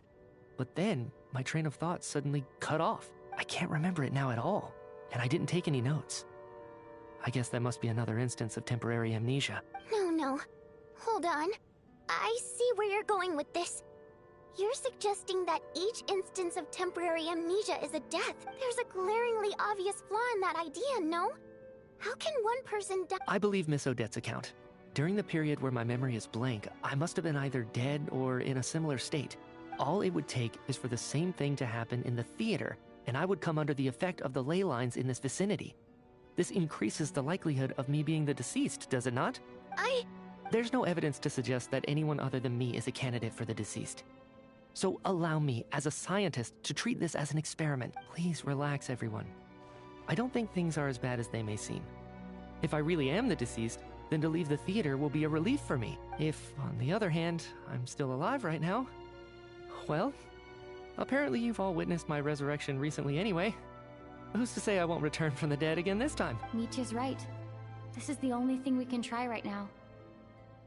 I think he's deliberately downplaying the gravity of the situation. What is a scientist if not someone who gambles on experiment after experiment in an attempt to obtain the truth? With this snowstorm, the ley line phenomenon, ghosts of the dead, and my amnesia, we've been paralyzed by not knowing and powerless to do anything about it.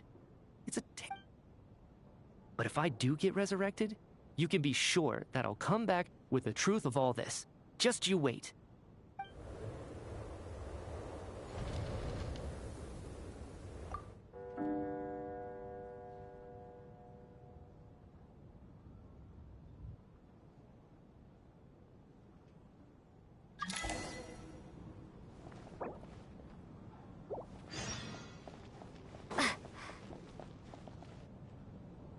Poor Mr. Mitya. I didn't even get to see him. Maybe it's a good thing that you weren't there to see it. I hate goodbyes. Maybe it's the realization that, come to think of it, the main reason we're still alive right now is pure luck.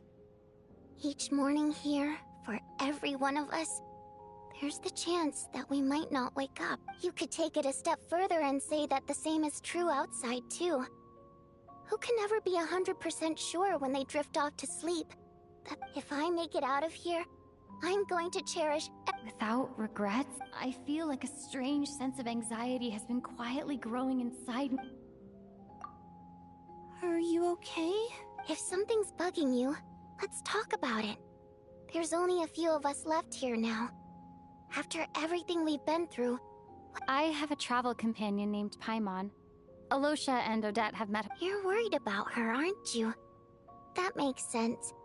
We've been trapped in here for days. To be honest, I used to feel like I was just a spectator in this world, watching everything that happened. But with Paimon by my side, over time, I slowly felt my connection to this world. She loves eating, sleeping, and having fun, but she's also a great guide. It's her authenticity that makes this whole world. Over the last few days that we've been apart, I've often caught myself wondering, what would...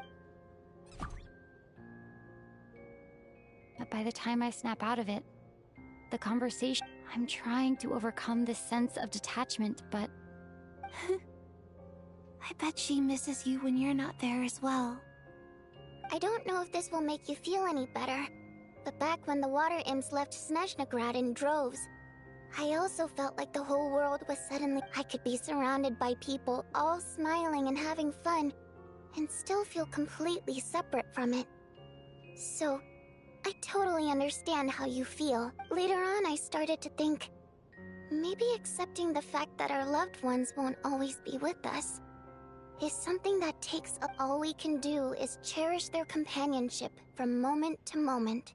So, once we get out of here, you better hurry back to our side as fast as you can. You can't let your story end in regret. Thank you. But, Vodyanitsa, if you... That's just the choice I made. Like I said before, singing is a water imp's primary mode of expression. Our songs have echoed through this theater for hundreds of years. Each one a story pieced together through moments of... But does a story exist without someone to read it? So I made the choice to stay. That way, there would still be someone left to sing these songs and listen to their stories. Otherwise, they could have been lost forever. Could you teach me how to understand your people's songs sometime? A fan after my own heart. Thank you, Tonya. How about I sing something for you? Okay.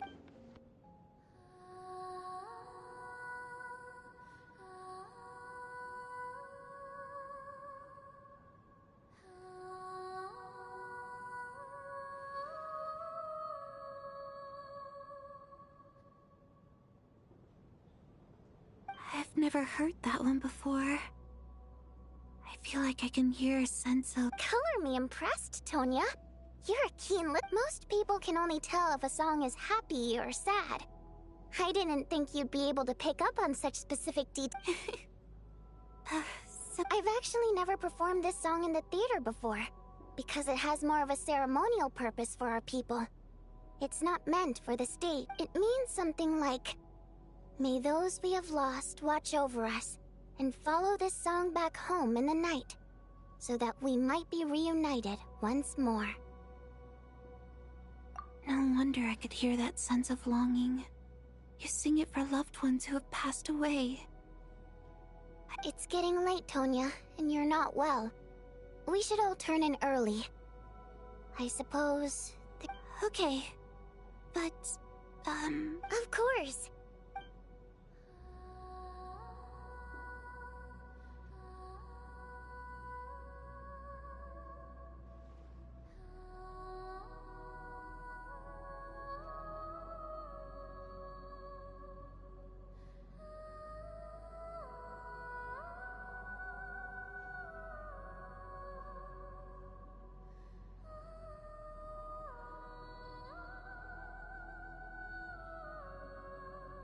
Once I get out of here, I definitely don't plan on ever coming back. But I guess that means I'll never get to hear Vodian before I fall asleep.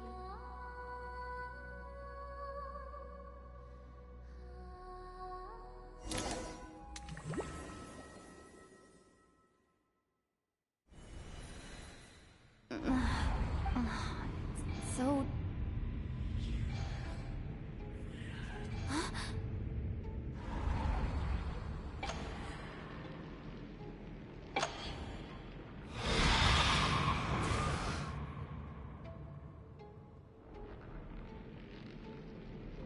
Return, O spirits. Fulfill your oath of protection.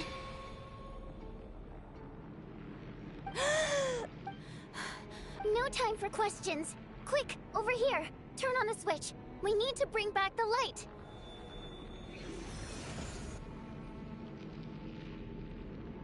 All right, we're safe. The spirit just now is called Night Prayer. Sort of. I know it's hard, but you can't let this place go. Yep. Luckily, I was here to resurrect you. Otherwise, that'd have been a real bummer. A bit more than a bummer, Sure I do. I'm your guardian. I specialize in soul recall. Oh. Alright. There's no time to wait. We need to reach the next switch before the place gets too dark. If we bring the light back, Night Prayer won't be able to get to us.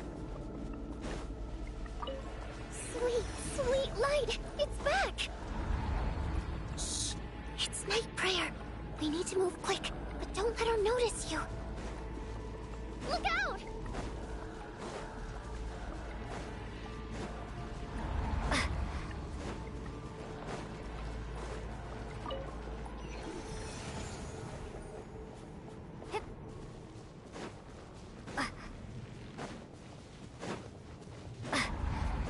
The next switch is over there.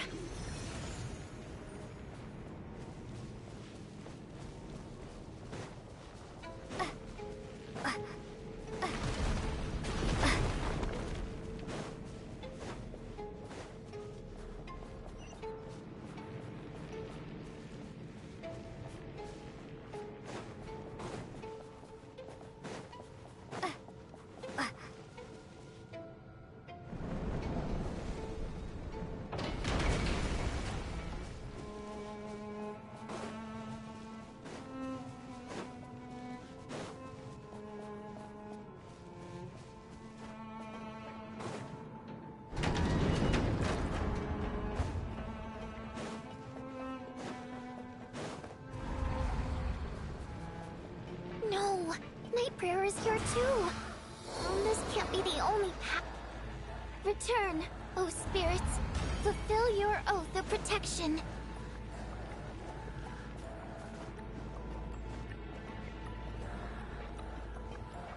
The switch is just up ahead. Hurry!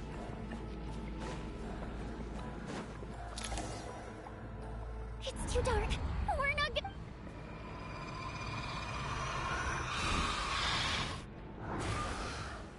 Traveler!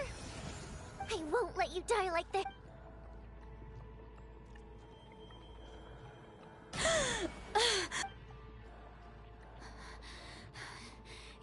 Dying is... Great. Yeah. Time for you to get out of here. What about you? I can't. I've already been... A guardian spirit's skills are finite. I can only... I might not look any different. But my essence... I can go no further. The black mist is... Why didn't you tell me... Because it wouldn't have changed anything. Go. Now, before it's...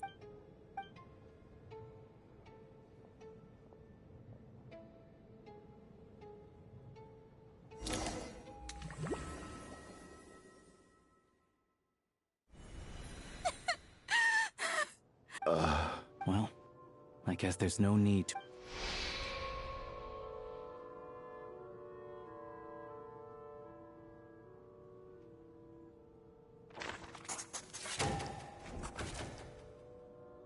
This wasn't supposed to happen. You lied to us, didn't you, Chuganov? Take a long, hard look at yourself before you go around. I suspected you on day one, Lelik, and now look where we are. By some strange coincidence, you've never been targeted. And you, little hunter, ever so content with staying on the sidelines. Yet, you were the one who stopped us from Now you're just lashing out indiscriminately. That's either a... Where was all this passion and bravado before? Decided to fight... Is that a threat? Fine. After all the trauma of the past few days, everyone's been pushed to the breaking... Valeri and Nietzsche aren't here anymore. But first, I need to think this through. Considering everyone...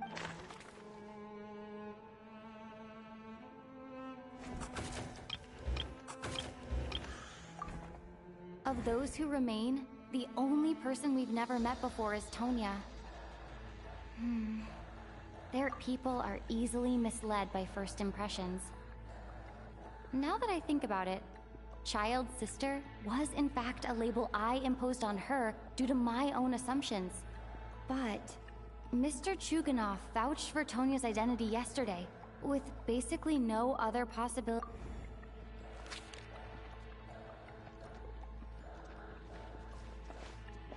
Tonya, how's Tusser? Your brother Ajax must have mentioned me in his letters home, right? Did he say anything about a blonde traveler? No. And my brother's name is Razik, not Ajax. Ugh. Chuganov, looks like it's your turn to do some explaining. Yesterday you said you could vouch for Tonya. I knew you were behind this, Chuganov. You've been lying through your teeth from the start.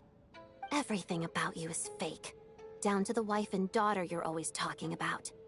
Your entire family man persona is a charade, isn't it? That night, when I infiltrated your place as Lelik, I noticed you were home alone. Didn't think much of it at the time. Just thought everyone else was out. But thinking back on it now, that doesn't seem very likely. Even that was a lie? Curses! Oh, why is... I think I remember now. The reason I'm always coughing is because I got sick with frostbite. It's not a very common illness. It's partly genetic and partly caused by the cold climate. But after a while, I felt myself growing weaker. So one day, I told my brother that I wanted him to take me outside. He agreed. He snuck me out. We got to the theater, bought tickets, and went inside. Oh. When I woke up, I couldn't find my... But there's no way he'd leave me behind. Tonya, it sounds like... Yeah, I know. I understand now. After all of that, it turns out I can't... I'm sorry. Your name probably isn't even Tonya, is it? Didn't that ever Well, when I was little, when we escaped from the hospital, our family in the hospital... So when you first approached me and said my brother had sent you, and called me, I thought he must have chosen a fake name that only the two of us would know. Because he was... At least your memory of death isn't painful. That is... Now it's your turn, Chuganov. You're right. I was lying. I happen to know that the Harbinger child and his sister Tonya managed to get... And... Yes, the truth of the matter is... I lost them. My daughter's name was Iskra. And before... She also died from the snow cough. After Iskra passed, my wife couldn't bear to... One day when I came home from work and saw the... I soon discovered that this was the only thing that made... Nothing more than a pathetic means of escapism. I know. So explain your fault. The night before last, when I was chatting with Tonya, she mentioned that combined with her various symptoms, I suddenly understood everything. Including the fact the snow cough used to be an incurable illness. I would pick frost fairy flower leaves, but the year after my daughter passed away, the jester of the Fatui announced that a cure for frostblight, also known... It turned out that all previous treatments were completely ineffective. That was the final straw for me. I just couldn't take it. So, more than anyone, I know full well poor Miss Tonya, therefore, had to have been from an era when snow cough was still a terminal illness. So, you projected your daughter onto her? Even though you knew she was... That doesn't make any sense. You knew she was already dead. I just don't believe in your crackpot theories. Nor do I approve of your actions. How can you just declare a living person dead and throw them out into that snowstorm? Nitia's gone. My good buddy Shram's gone. The others I can make my peace with. But little Miss Tonya, here she is. I just want her to live. Once this snowstorm is over, the very moment it stops, I'll be damned if I'm gonna let you cast her out into the snowstorm. Not again! Not this time! Mr. Chuganov, by the sounds of it, you've known I was dead since the night before last, right? I really liked Mr. Valeri. I'm not happy about that. No! Well, at this point, I'm quite sure that I'm dead. I don't need to be saved. But despite all the bad things that kept happening, since the day I escaped that hospital until now, I'm very fond of you all. If it were only... And that's why I'm not fond of you at all, Mr. Chuganov. It's them that you owe an apology to. Well then, I suppose this is it. You're leaving already? It's still early. No My name is Patoshka. It was nice meeting you all. Feels strange that we're only being properly introduced now that it's time. Patoshka?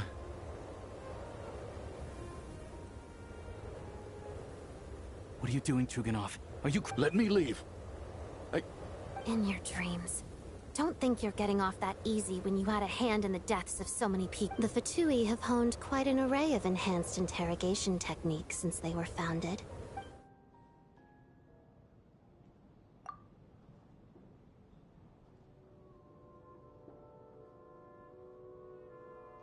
I think we should leave. I doubt this snowstorm is ever going to stop. For all we know, this storm might have destroyed all of Snezhnaya by now. Wait, we finally solved the mystery of the haunted theater. Fair enough.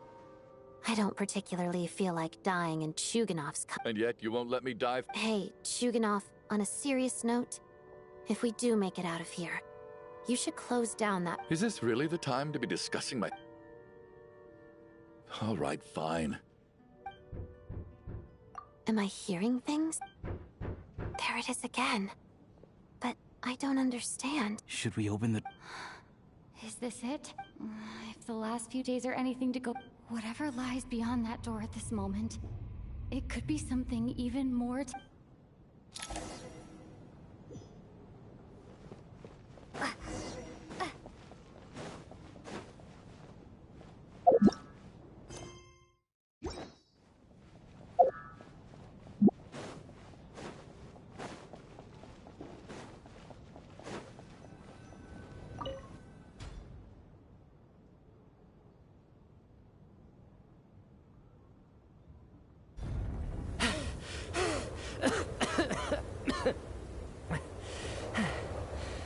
Hey everyone, I'm back.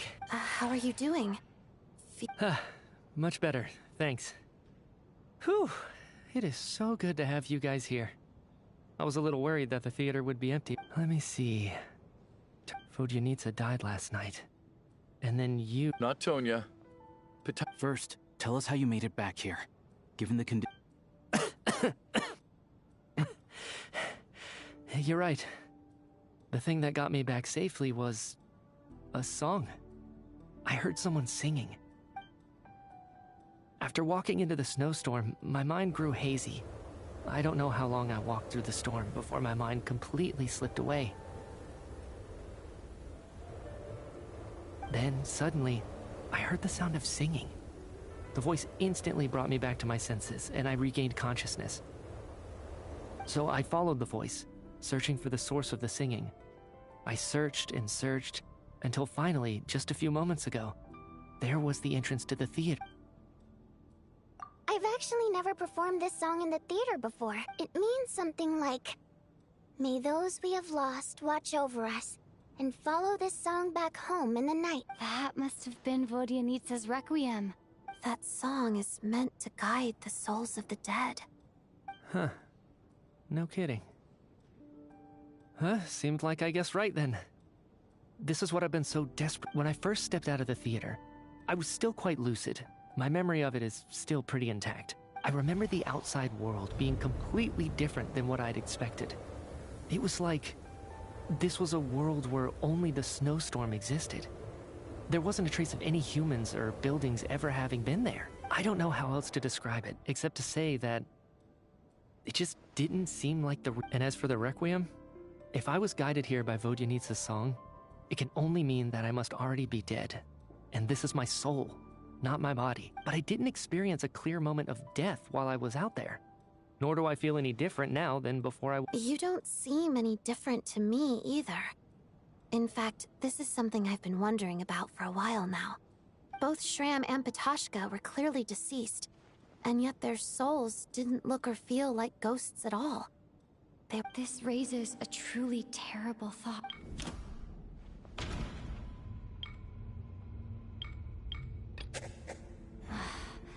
Dream.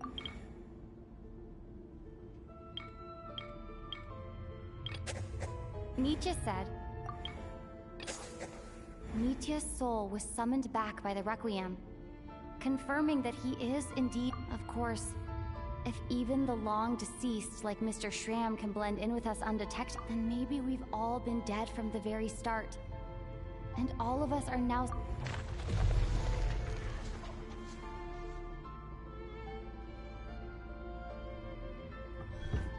Yes. I think that... What did you say? You heard me. We died in the theater. All of us did. But due to an obstruction in the theater's ley lines, our souls are trapped here, while an endless, infinite snowstorm rages outside. It's ironic, really. All that time, we were working so hard to figure out who the deceased among us were, when the... Do you remember that note, "Death is near"? Seems like death was nearer than we wanted to think all along. The note simply meant that all of us were already dead. So all our attempts to survive are... Hard to say. At the very least, we helped 2 lost souls find clarity and go to where they belong. The presence of those 2 is probably what caused our souls to be drawn in by the ley lines. In which case, the deaths we've awoken to over the past few days were just souls returning to the ley... If what you're saying is true, no wonder. This afternoon, when I was moving Vodyanitsa's body, I noticed that the other bodies in the room hadn't decayed one bit. That's further proof that those aren't physical bodies at all, but merely our shells here in the after... Am I... No. I still find it hard to believe that all of us are dead. How exactly did we die in... Not even knowing... Exactly. It's hard to rest in peace when you don't even know how you died. It gave me lots to think about. I racked my brains trying to remember the cause of my death, the exact moment I died. Wait. Hold on. Right before I lost consciousness, I think I can't remember. Mitya, your hand. Huh? You're right. There's blood on the fingertips of my right hand. Looks like it's already dried. When did that happen? What the... I guess... this was what I saw. I must have desperately drawn it in my own blood right before losing What's wrong? It's... Renova. The ruler of... Alosha. Do you still remember that snezhnaya? It was about the Grim Reaper. When someone's about to die, and as soon as you recognize... I heard a similar tale when I was little. You think the... That's right. In which case, death is near could also mean that the Grim Reaper is here. Death, the deceased, and the Grim Reaper? So it's a triple on top. When I first saw this note, I thought it contradicted the investigation report. But now it seems... So the Grim Reaper deliberately misled us. Then, we started suspecting each other. By that logic, the one person...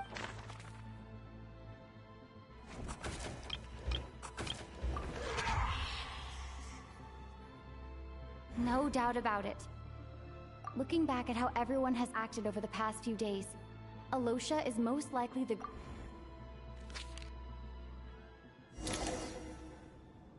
Is it you, Alosha? You were the first to discover the investigation report, and you had plenty of time to slip the note inside to mislead us. So?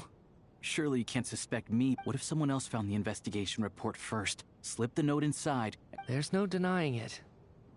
The note could easily have been slipped in much earlier than it was discovered. That's not all.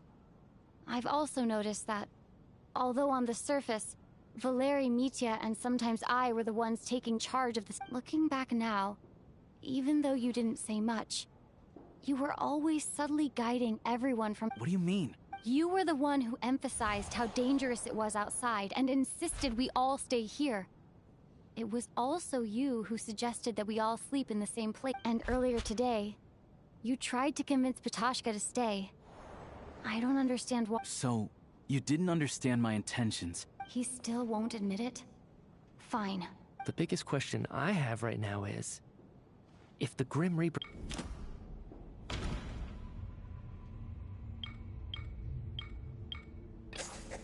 That's right. This was the moment right at the start, before any victims had even emerged. Alosha was switched with the ruler of death while everyone's guard.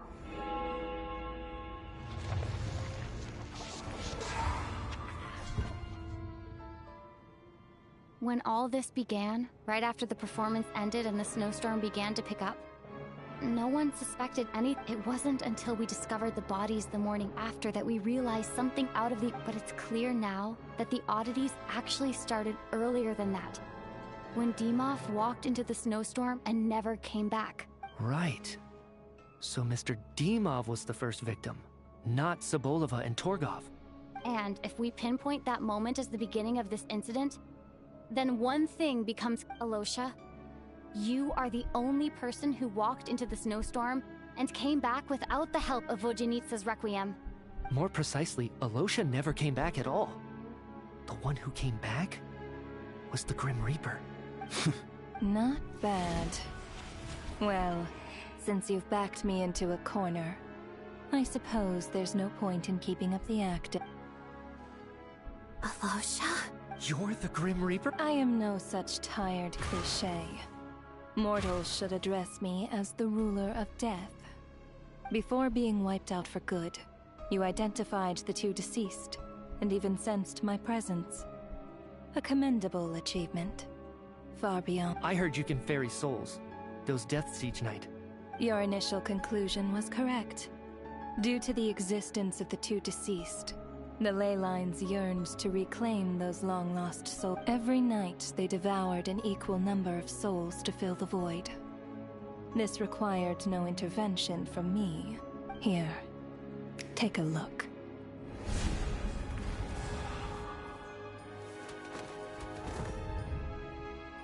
What are you doing?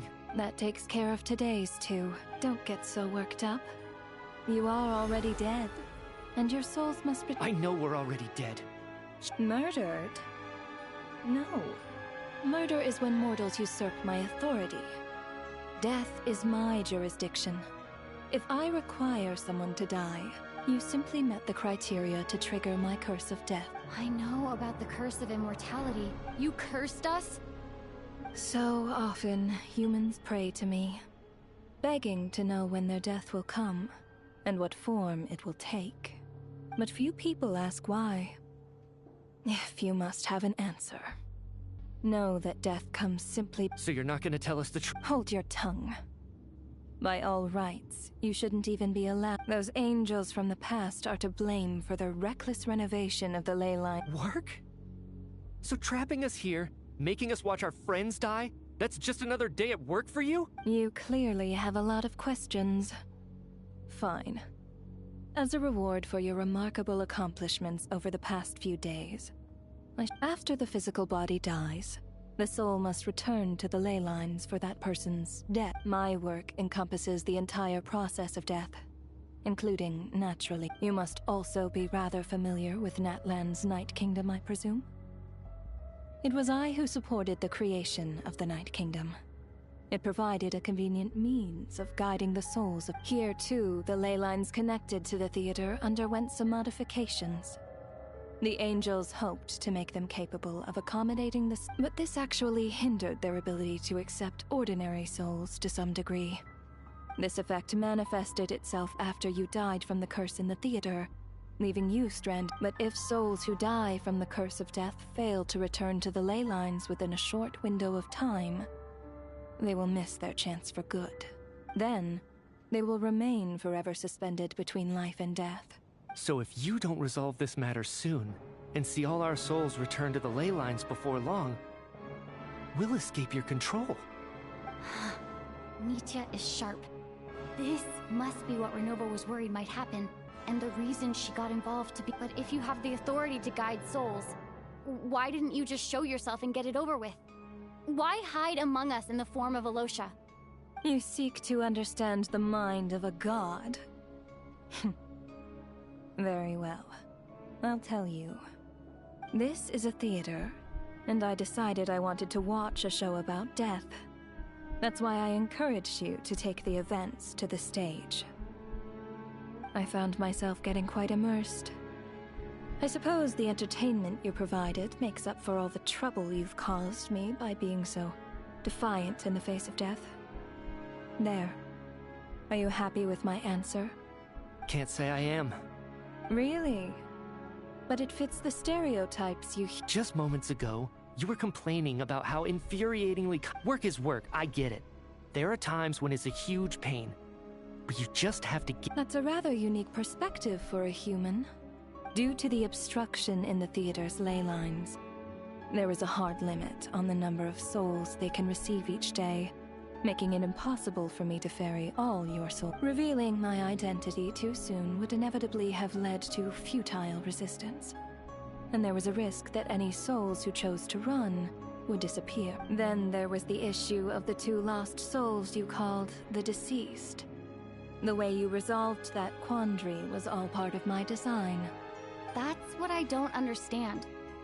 If all of us were souls of the dead, what made them... For centuries, they have refused to return to the ley lines, exploiting the issues created by the angel civilization. Centuries of obsession accumulated during... It reached the point where I could not afford to leave it unchecked.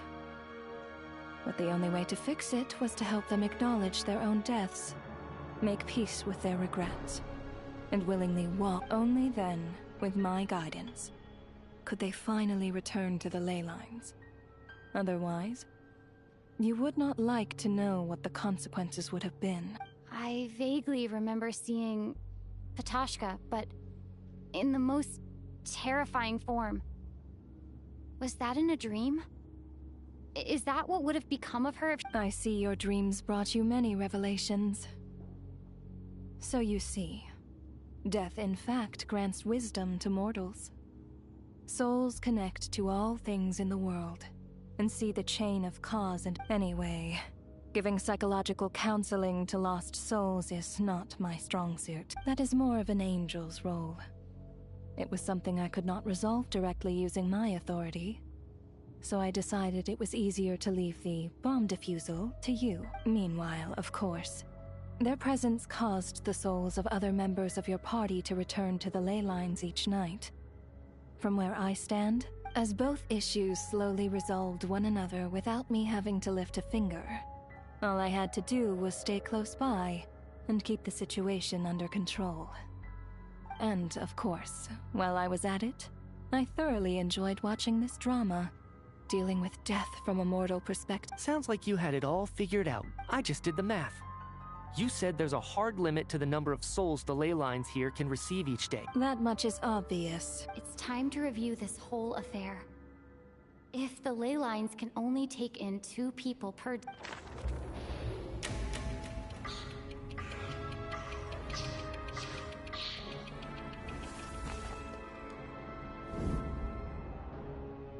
Looking back now, none of us had the faintest idea at the time. From the moment the staff member named Dimov walked into the snowstorm, the incident had already begun.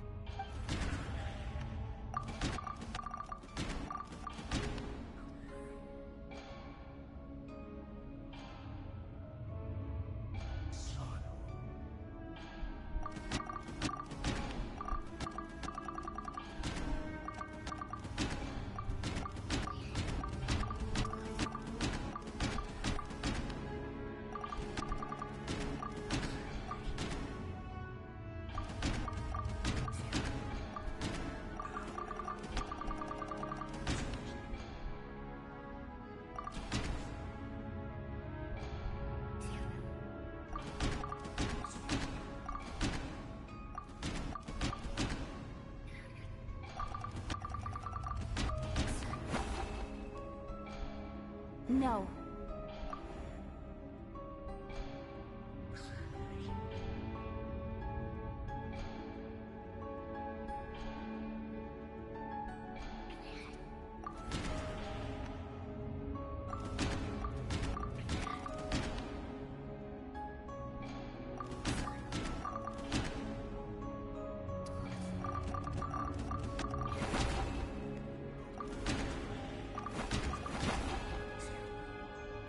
No.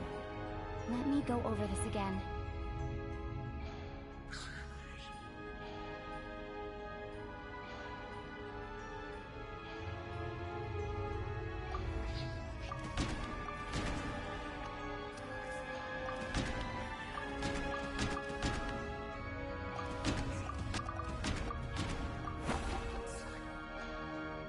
No. Let...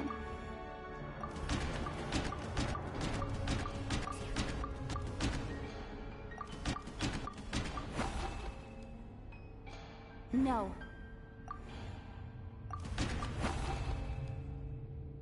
No.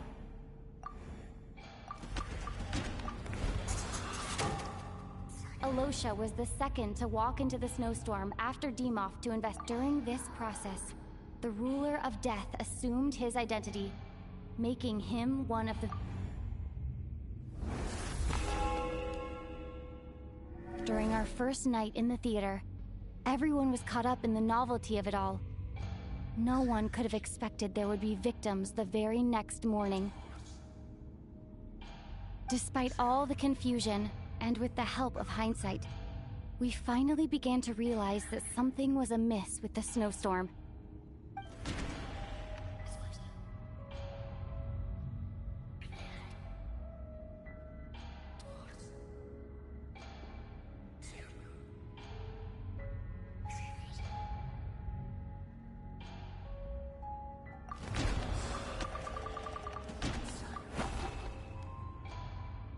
No, let...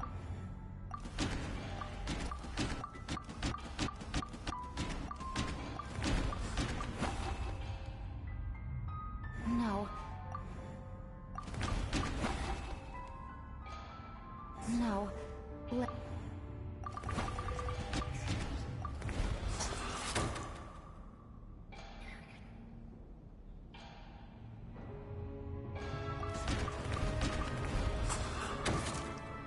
The ley lines devoured Torgov and Sobolova on the first night. At the time, we thought this might be a murder case connected to Lelek.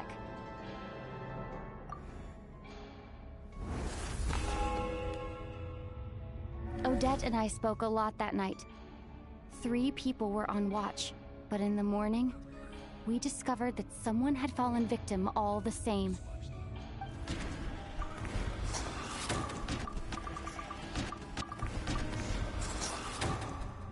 The deaths of Kulish and Ranpana caused everyone to stop suspecting Lelek. Unexplainable phenomena occurred one after another, leading Mitya to suspect that we were caught up in a supernatural...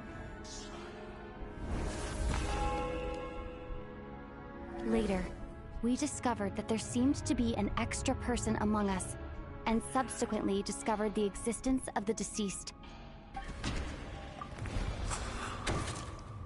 Mr. Schramm realized he was the deceased and walked into the snowstorm to return to the ley lines of his own accord.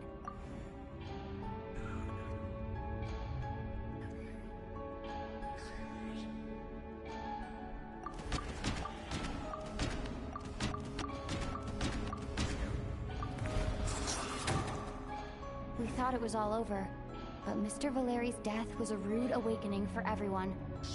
Once again, a lot happened today. Mr. Valeri's death led us to discover the connection between the number of deceased and the number of victims during the night. The fact that there was more than one deceased seemed to bring us back to square one. Odette revealed some information she had been keeping to herself.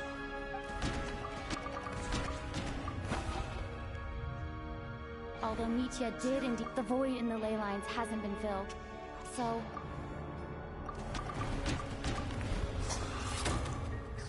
as it happened, Patashka filled the void left by Mitya's return from the ley lines by walking into the girl I thought was Child's sister, Tonya, turned out to be another of the theater's deceased.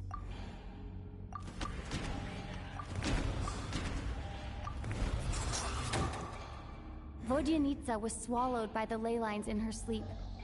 But the requiem she sang before falling asleep, come to think of it, Patashka was about to walk into the snowstorm at that time, and Renova, unaware that Mitya would return, was concerned that her soul would overflow from the ley lines. That's why she used Alosha's voice to try and persuade her to stay behind. Looking back, I suppose that was an early slip-up on her part.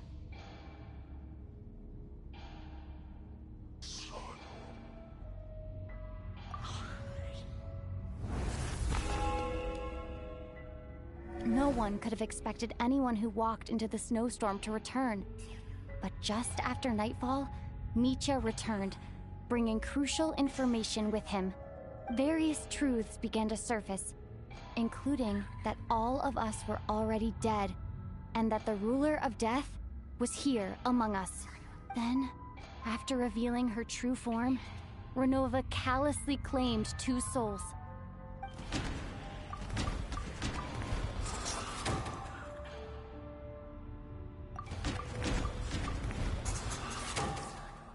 In fact, everyone was already dead by the time we took the photo.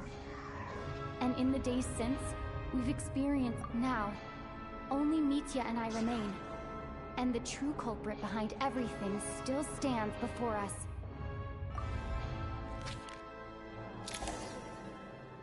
That covers everything. Your work isn't finished here yet, is it? The Traveler and I are still standing here, The water imp's song threw things off a little, but it is of no consequence. The ley lines have already anchored your soul, and the first ray of light tomorrow morning will take you back. I, meanwhile, need to review my attitude towards the water imp race. So, the reunion in the night that Vojanitsa mentioned, I suppose that was never meant to be a permanent reunion. That just leaves you, Traveler. My power only allows me to temporarily separate your soul from your body. The ley lines of Tevat would not accept you, and your soul is firmly anchored to for a descender like you, who is not bound by Tevat's rules. Your death can only be brought through the most violent of means, such as directly I have no interest in involving myself with descenders. For now. Although, this may change if Asmodee remains missing, or you insist on interfering with our affairs. One last question then. All our struggles and sacrifices here. Death abides no reason. Besides, what you call to me, it is nothing more than a self-indulgent charade in the face of death. Mere mortals fantasizing that their actions could reclaim something from my grasp. A truly laughable idea.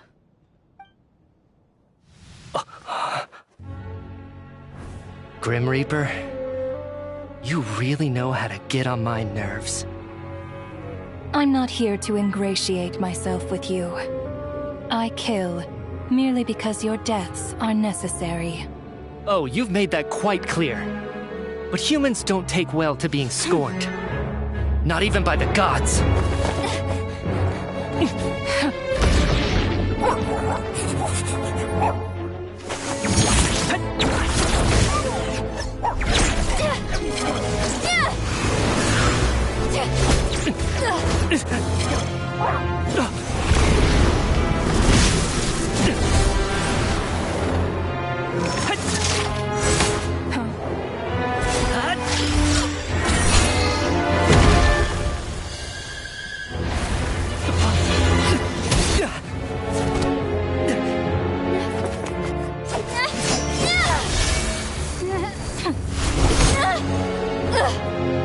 This is futile. You must know that you are powerless against me in my own domain. I suggest that you save your strength. For what? Maybe we can't change anything. But if nothing else, we can at least teach you to have some respect for the dead. Audacious.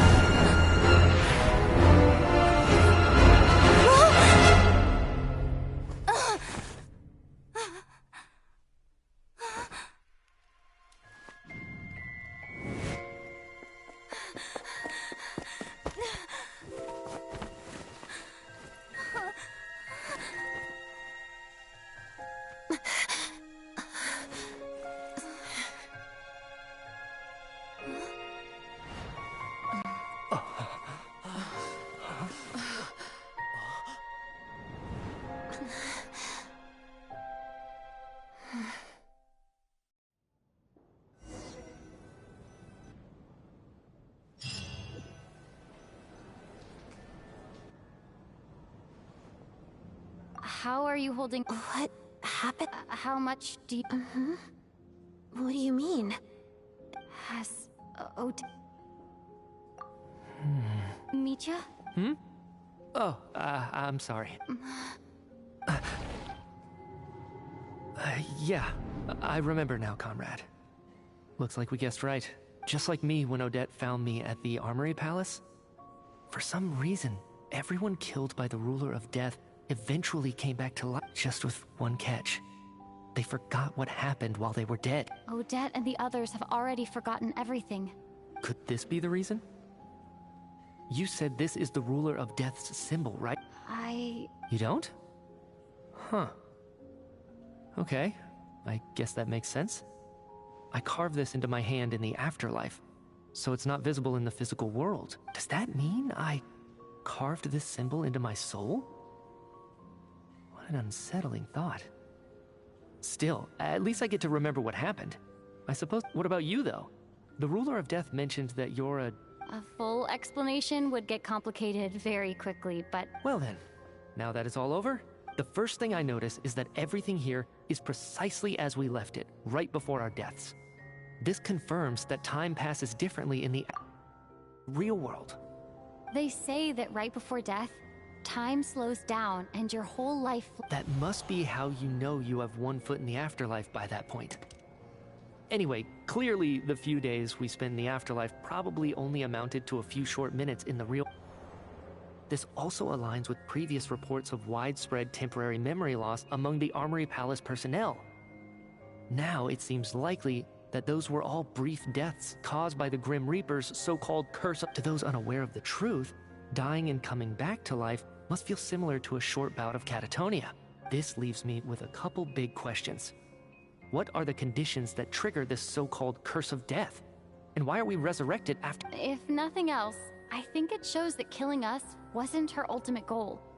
We still don't know her true reasons for subjecting us to death. Right. This time only got complicated because of the situation with the theater's ley lines. That's why she had to approach it differently. If the Come to think of it, wasn't I about to note something? I can't remember what it was, but... Sorry, Traveler. I'll catch up with you again later. Right now, I have to make a trip back to the Armory Palace. Ma'am, if I may, no one of your description has ever shown up in my investigations into Mr. Mitya's friends. Yet, you two seem very familiar with each other. Could you perhaps tell me where he was in such a rush to get to? And, by the way, have we ever crossed paths?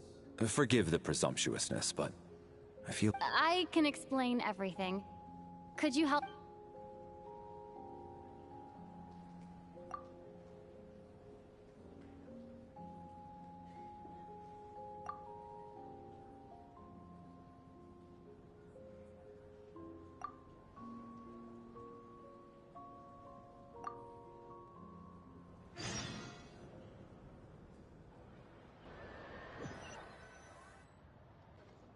So, Chuganov really is going to shut down the factory.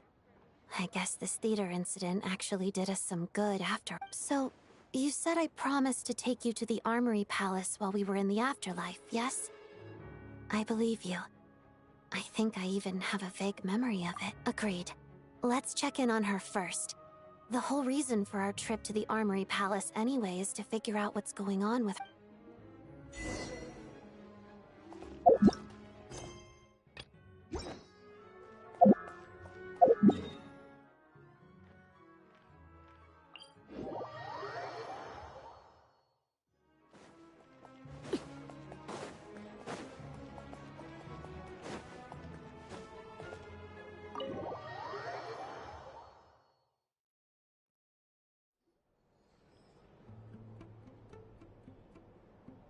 I'm finally back.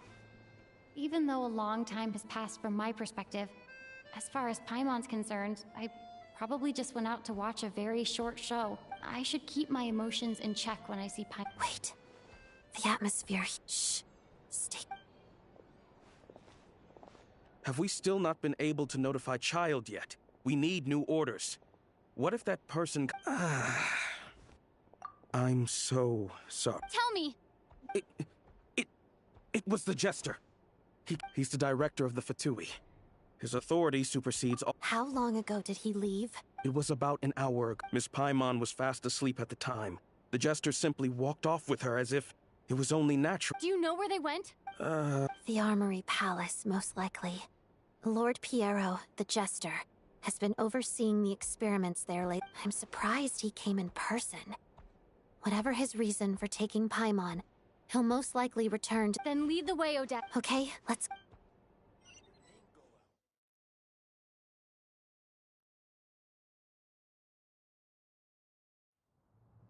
It's just up ahead. No, I'll go alone.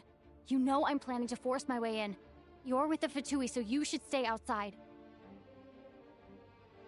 I was hardly planning on taking you through the official channels anyway. I'm here to force my way in, just like you. I may be a Fatus, but Paimon's safety is paramount right now. With me around, you'll have an extra pair of hands. Let's go. There's...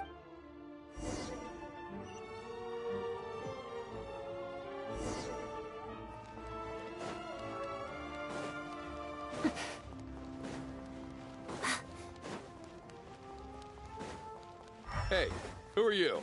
This part of the Armory Palace isn't a restricted access. What do you think you're doing? No questions, please. We're short on time.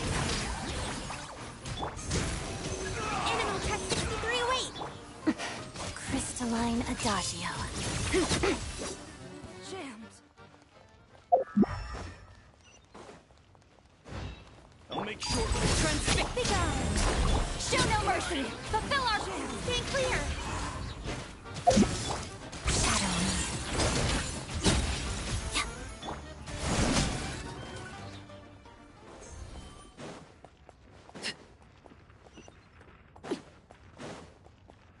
Trespass at your peril. Let's begin.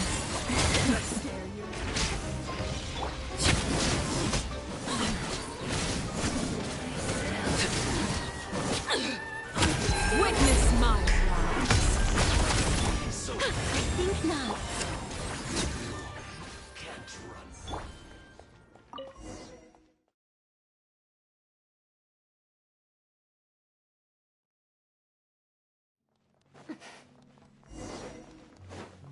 Down with your turn! You have a pass? Where are you coming from? So, you're intruders, huh? Don't blame me for what happens next! Overruled. Take two. Everlasting as the moon.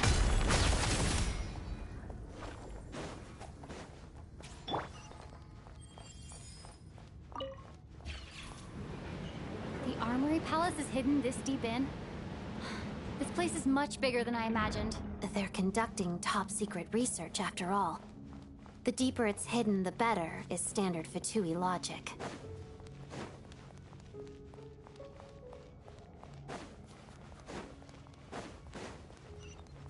The style doesn't really look like the Fatui's handiwork, though. They must have requisitioned some structures from a past civilization. Like we're in for a tough. Intruders!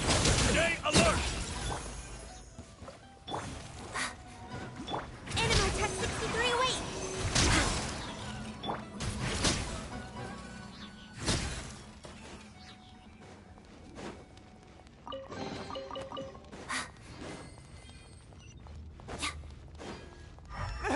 Intruders? Don't come any. Just what are you guys trying to do here? I'm short work. Your skull! Mission. Witness Your the skull! snow swan's grip. Absorption test. Animal hypos.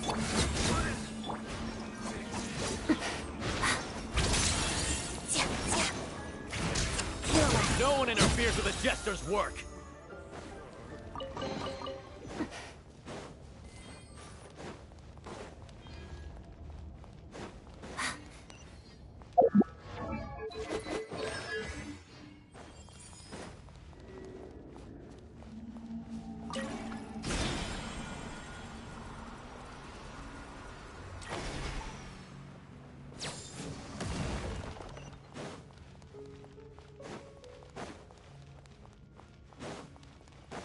Looks like no one's guarding this place. There's something off about that decoration over there. Look out! Let's deal with these before we move on.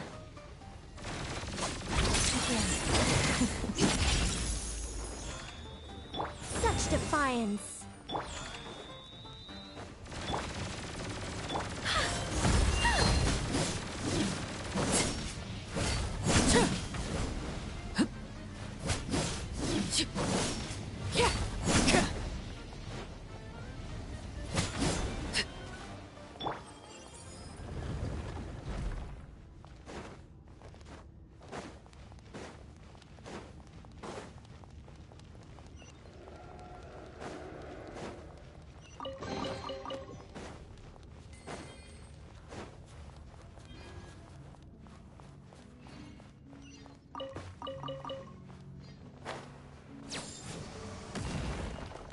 The researchers here probably don't know that we're uninvited guests. Let's try not to hurt them. Hmm? What's the big star from the theater doing here? That's Miss Odette. She's a member of the Fatui. Don't... Was the whole reason for Project Stuja to support the research here at the Armory Palace? Just what are the Fatui and the Tsaritsa planning?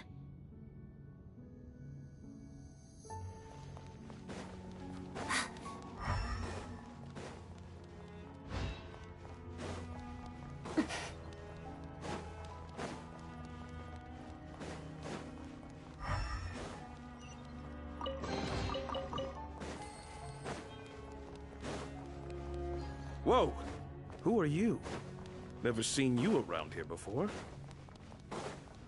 Looks like there's no way through here. Maybe using the power of this prism could help?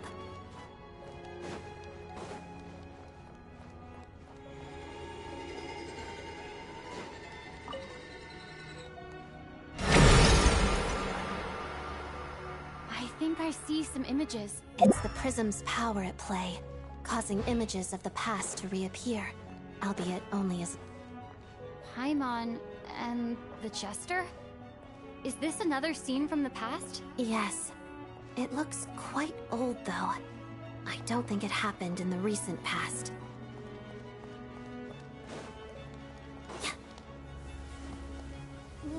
What's going on here? What happened? The source seems to be the Armory Palace. They must have started some large-scale experiment. Wait, what if this has something to do with Paimon? We need to hurry!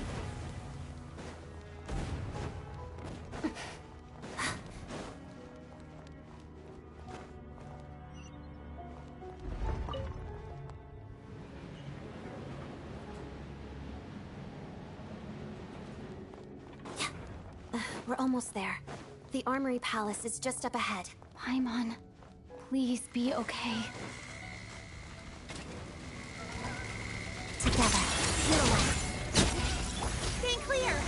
Animal Tech 6308, begone! Crystalline Adagio.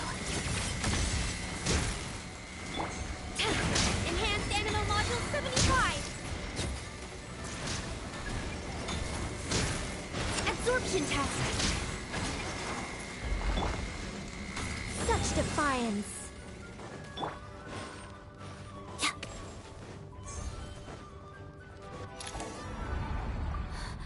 What's going on? It's the curse of death. Odette?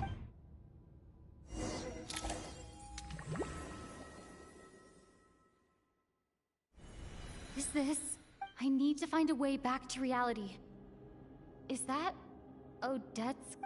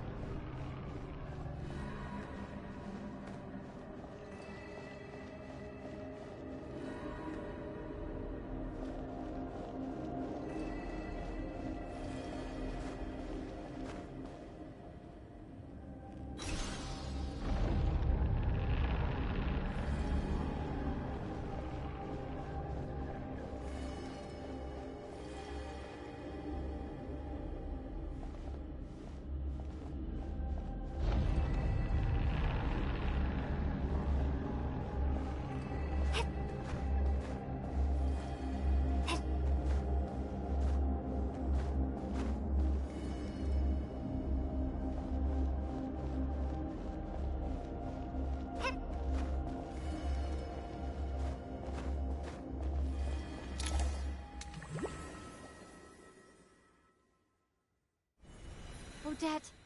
No signs of life, but past experience says that she should be resurrected before Did Odette intentionally use her core Ignis to guide my soul? I feel like... Thank you, Odette. If not for you, my soul wouldn't have found its way back to my body so quickly, but... I'm sorry. I don't have time to protect you.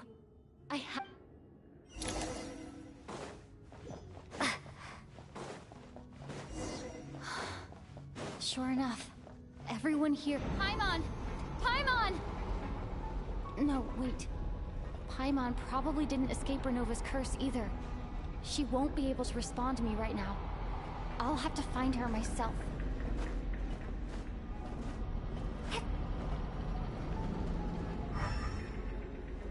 And Kate!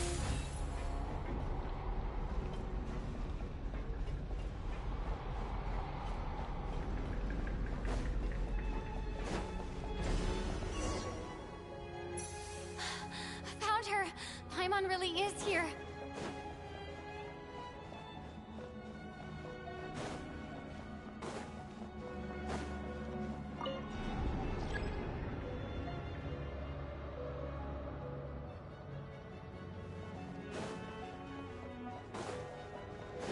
Nitya! Is this the laboratory he works in? What happened here to trigger the curse of death again so soon?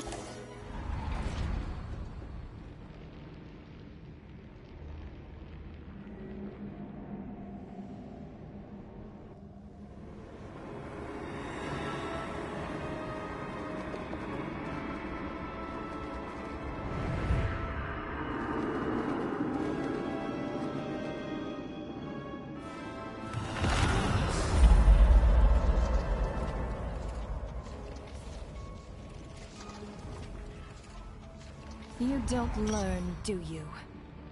You've already been involved in one mass death, and now you show up at the scene of another.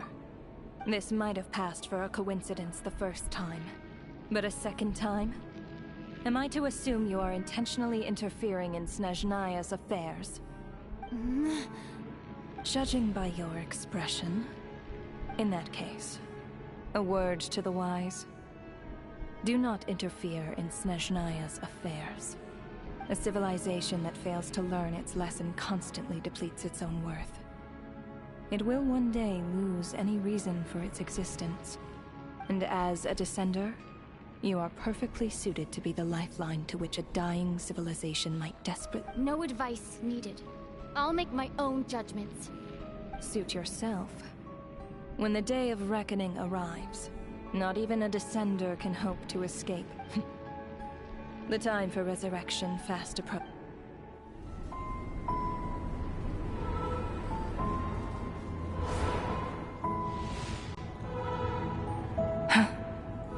That thing is coming with me.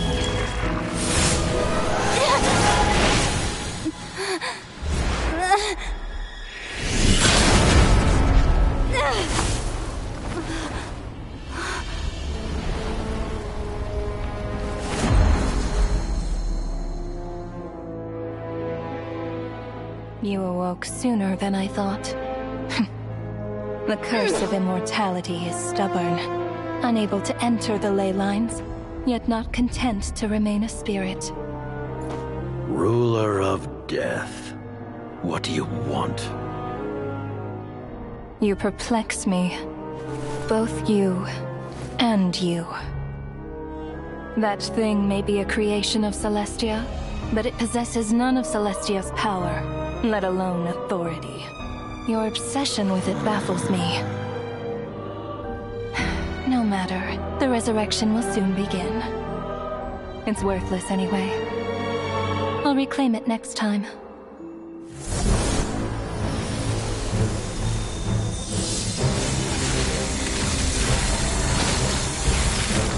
Hey, who says there'll be a next time?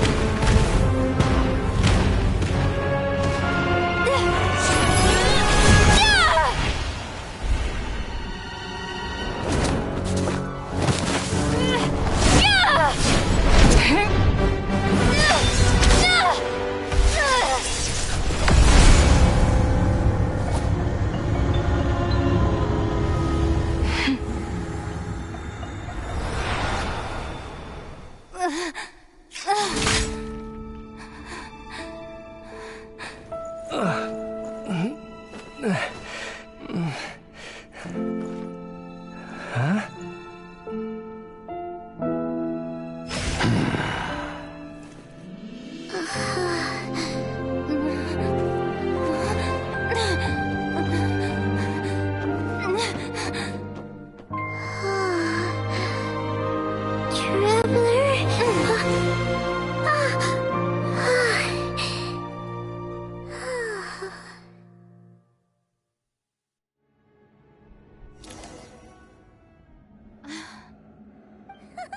What are you talking about?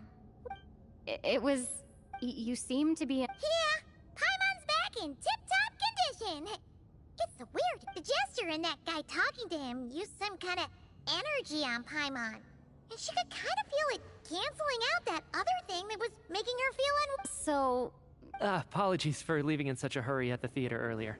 I was in a rush to verify something. Rest assured that your companion is perfectly safe. We reversed the effects that the experimental energy had on her. The jester specifically instructed me to do so. I suppose this is our first official meeting, Traveler. I could not let Paimon suffer in her condition for a moment longer. But why would a big shot... As I said when you first arrived in Snezhnaya, we once... Oh yeah! You did mention... I'm afraid the reminiscing will have to wait. Meteor. The good news is, my hypothesis regarding the ruler of death. As for the bad news, I recommend we suspend the experiments and Project Mistleton until further notice. Currently, we have no means with which to make a breakthrough. I say this purely as a scientist, guided by reason alone. I will trust your judgment. We shall put the project on hold until the ruler of death has been eliminated. Wait, what are you guys talking about? You want to get rid of her? By whatever means necessary, so long as it removes the threat she poses to us. Until then, everything we do will be in vain. After what just happened, I've ascertained Renova's goal. Or rather, the trigger condition. Okay. What she's doing is blocking Snezhnaya's technological progress, preventing us from possessing any means with which to threaten the heavenly principles. Just like the little lap. So, any ideas, research, or experiments that lead to technological progress can trigger the curse. Just now, for instance, I was set to launch a final phase energy experiment ahead of schedule.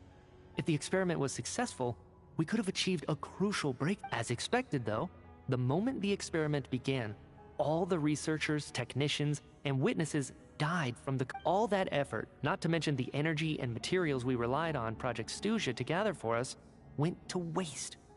In the end, nothing was gained. Does that mean something similar happened? That's right. During the performance, I thought of an important breakthrough regarding the experiment, and wound up dragging everyone into it. So the nature of the curse seems to be something like... when moments of technological progress occur... Of course, that meant the curse was normally limited to the Armory Palace.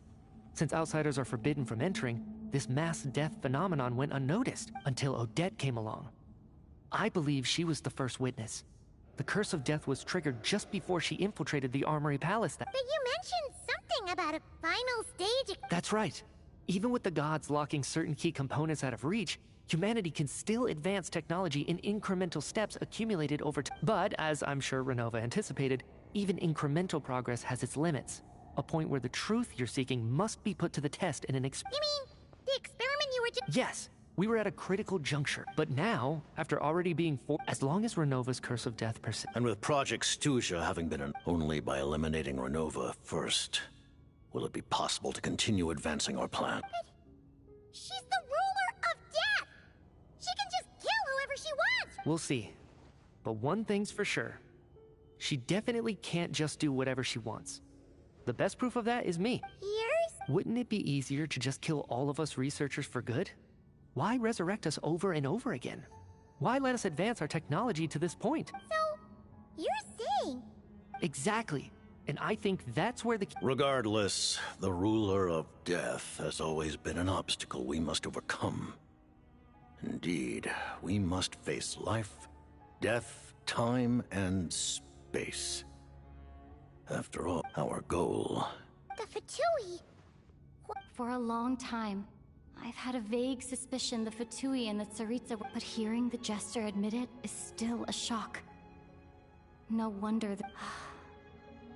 What kind of road will that... In that case... Lord Jester, I would like to request some leave. I'd like some time to Granted. Get some rest, put the experiment out of your mind, and take care that the curse of death doesn't affect any civilians.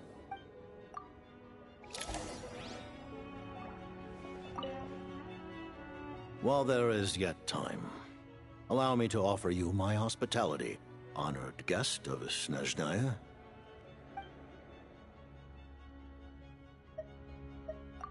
I remember hearing the term... Yeah!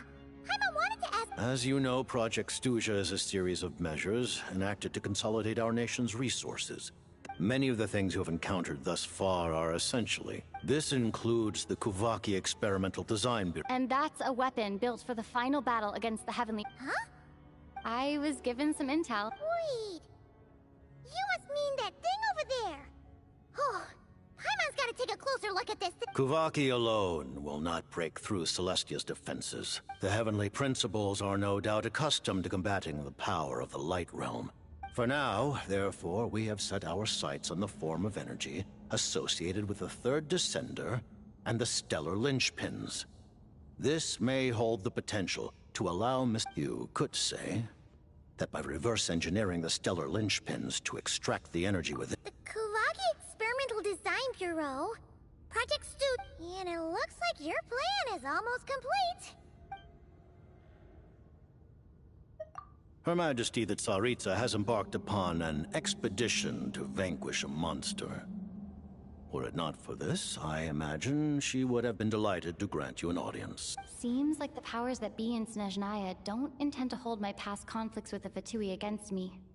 The Harbingers have been granted significant autonomy in retrieving the Gnosis. But by the same token, they do not completely represent Snezhnaya's official... You read my mind. Speaking of the Gnosis, Paimon's been dying to ask this. The Gnosis will undoubtedly serve as a key bargaining chip when she confronts the Heavenly Principles. Beyond that, you had best ask the Tsaritsa herself. What do you mean? Not sure. Don't you? Taking on the Heavenly Principles is something most people wouldn't even entertain in their wildest fantasy. Into that today, our civilization may very well only by change otherwise. Accepting, but... Furthermore... Huh? Then... Yes. Even a god's love for humanity is a curse the Heavenly Principles inflicted upon... What? The Tsaritsa has always had ample reason. If she can seize their authority, she will reconstruct the entire world. And when that time comes, humanity will be completely look forward to it. It will be a war. Though the ordinary people of Snezhnaya may not understand these details, and that we all believe that standing in solidarity with the... Paimon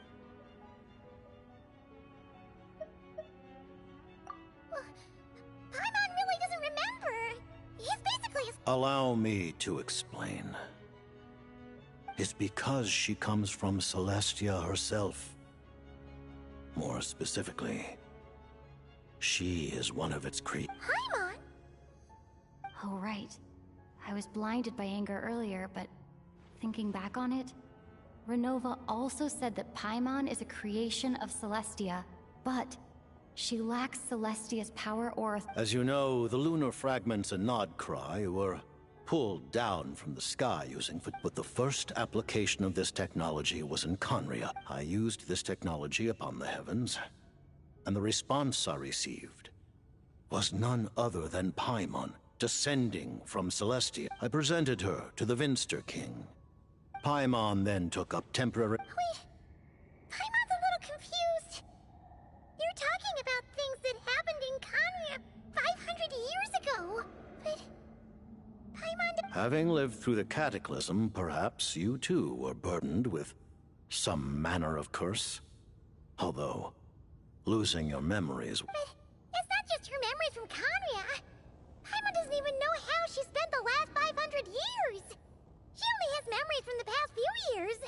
No matter what was Paimon like back in... Unfortunately, when you arrived in during the time you lived in Conria, Your personality was no different. Aw, man! Paimon's plan to get her memories back and become super smart is ruined before it could even, even though Paimon lost her memories. On the contrary, I completely ignored your existence. But now, as I see it, it is as if you are the only sane thing that survived that era of insanity. And thus... Noted. Man, Paimon's gotta stop projecting friendship on everyone she meets. But, Traveler? Even though you know Paimon's some creation of Celestia now, he's...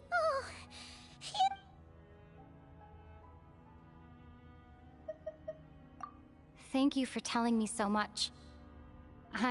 Given the circumstances, the Fatui need not hide anything.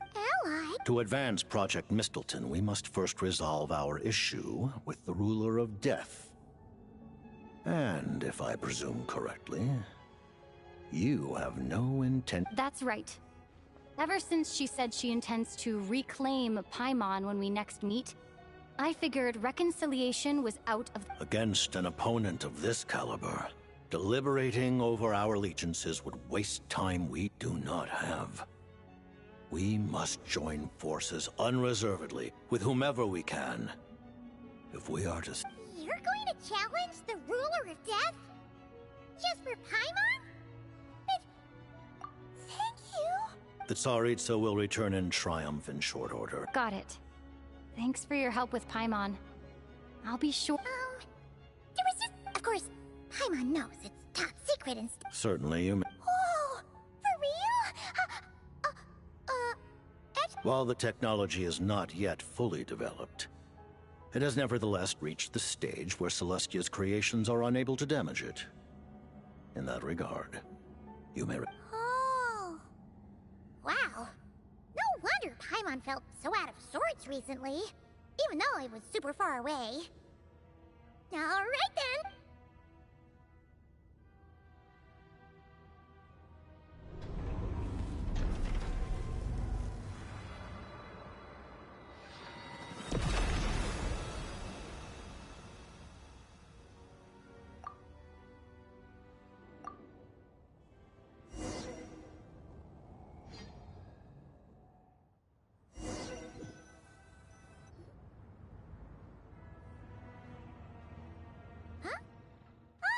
Paimon?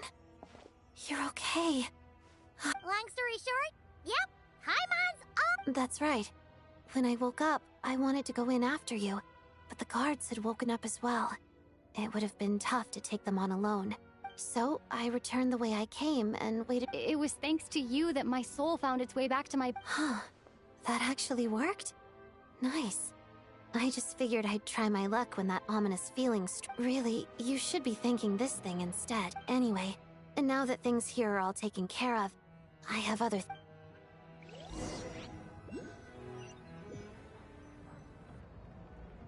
Ah, Director Chuganov, you're back.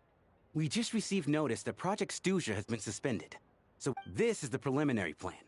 In addition to expanding production capacity, our calculations indicate that the factory's profits will increase by at least 30%. That won't be necessary. Leave the energy for those who need it. Whether they use it just to get by or to run a business, start preparing to halt production and lay off the staff. Make sure the workers are able to land on their feet and that they are duly compensated. Am I hearing you right? Why? After all the tough times we made it through, now is exactly when we should start to turn up— I just... suddenly don't... Iskra. Dear esteemed members of the Rokot, given the effects of Lelik's radical actions upon our organization's reputation and social considering that Lelik did what they did for the benefit of the people, the Rokot has nevertheless negotiated with the... Lelik will be suspended for a period of time. Depending on their future performance, they may be allowed to adopt a new codename and continue acting as part of... The purpose of this notice is to remind everyone once again that motives, and even with Project Stuzha's suspension, we act only for... We act only for the... You mean for... Just thinking out loud, I've never seen the Snezhnaya so lively before. I never once thought I'd come here. But I understand everything now, Rosaline.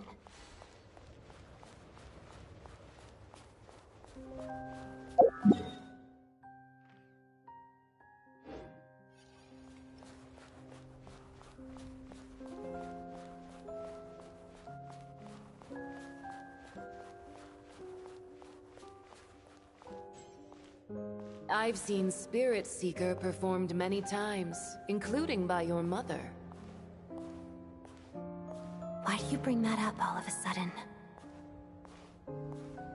Even though the choreography is always identical, every dancer finds a way to make it her own.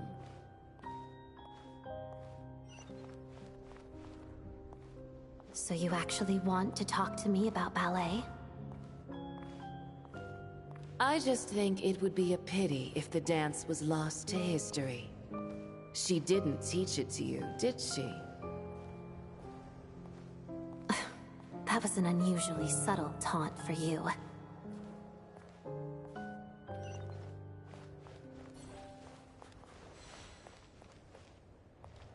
We embraced one another on the snow-swept plains, melting the ruthlessness of time. But when our bodies, in pieces, are cast to the winds, what of our love will remain behind?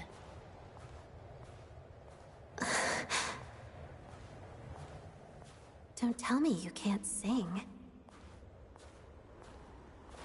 Shush.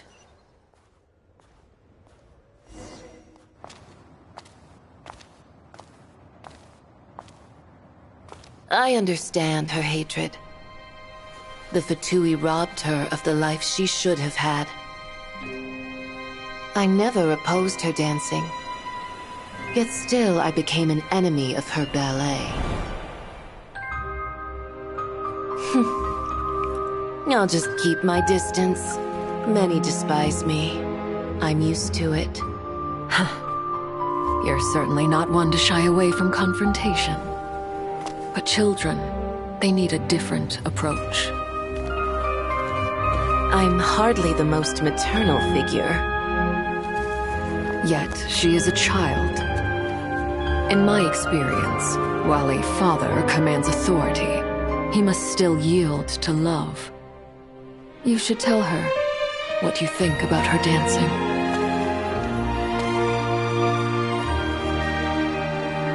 Odette will soon take the stage at the Korylievsky Theater. This could be your chance. Geonosis secured.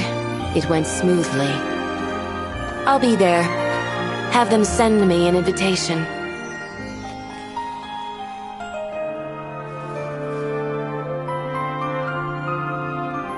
Sadly, things didn't work out. Her final words are inside that block of ice. This? Aren't these for monitoring her subordinates? Not yours. This one isn't her witch's flame, but my two worlds' flames. The two worlds' flames can burn away memories. It was my parting gift to Rosaline.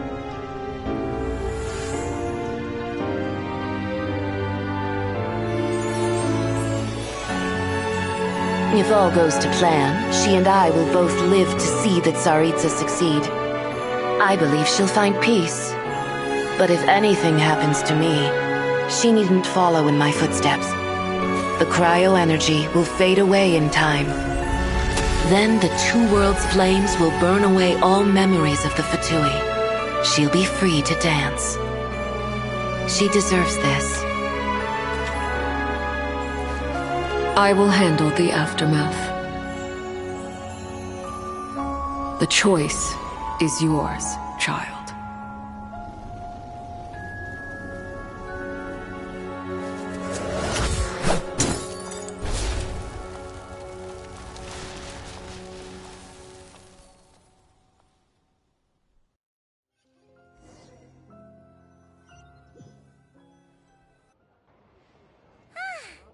Fresh air at last! Oh, it's nice to finally know where Paimon came from, too. It did make Paimon a little... Like, who cares if Paimon's a creation of Celestia? She's probably not anyone that important. And like you said, this doesn't have to change anything between us. You're not gonna just... You've spent the last few days lying in bed and stuffing your face. I didn't think you'd be able to fly this fast. Says who? Paimon's as agile as ever. They don't call her White Floaty. Paimon originally wanted to check out the bookstores in Snezhnaya, but she's more in the mood for flying around right now, so let's save that for later. Wait, they've got light novels from Yai Publishing. The local Snezhnaya books look pretty interesting too. I thought you were in the mood for flying. Paimon can read while she flies. Hey, look at these two dolls. Which do you like better? All right, boss, we'll take both. Paimon will have the other one. Oh, I thought we were only getting one. There you are. Thanks. Paimon will grab this and then... Huh? Huh? Huh? How many layers does this thing have? A whole bunch of people are gathered over by the plaza. I know that voice. Of course. If it isn't Paimon and... Yeah! The jester knew it was wrong and fixed Paimon right up. Thanks for sending some... Oh, yeah. About that. That was... kind of embarrassing. Who could have known that our director would go looking for you in person? So sorry for the misunderstanding. Oh, right. Let me introduce you. This is my little sister, Tonya. Hello, Tonya. Hello. Firstly, I'm really sorry about my brother. Sounds like he's caused you no end of trouble. Hey now, why'd you have to start with that? Not that it isn't true. So she's the real Tonya. She said you two didn't manage to meet up at the theater. She waited ages for me, and when I didn't show, she got a little worried and went outside. I know, right? He didn't bother to say a word to me. I searched up and down the city for him, and he only told me about it when I finally caught him at the gates of Glupov. I've been rushed off my feet lately, so I didn't get the chance to go home. Well, the snow was bad, and you're never late. So I was really worried about you. How was I supposed to know that you'd stood me up? I'm sorry, Tonya. I really am. I'll make it up. Although the mix-up led to a series of misunderstandings, it's probably for the best that the real Tonya didn't get caught up in that mess. Besides, it's obvious that Tartaglia isn't usually one to break a promise. He only gave his ticket to me because he had to look into Lelek. No, it's fine. It just meant I didn't get to see the show in the end. By the way, what did you think? You were one of the first people to see it, you know? I would... the best... Huh? Hey!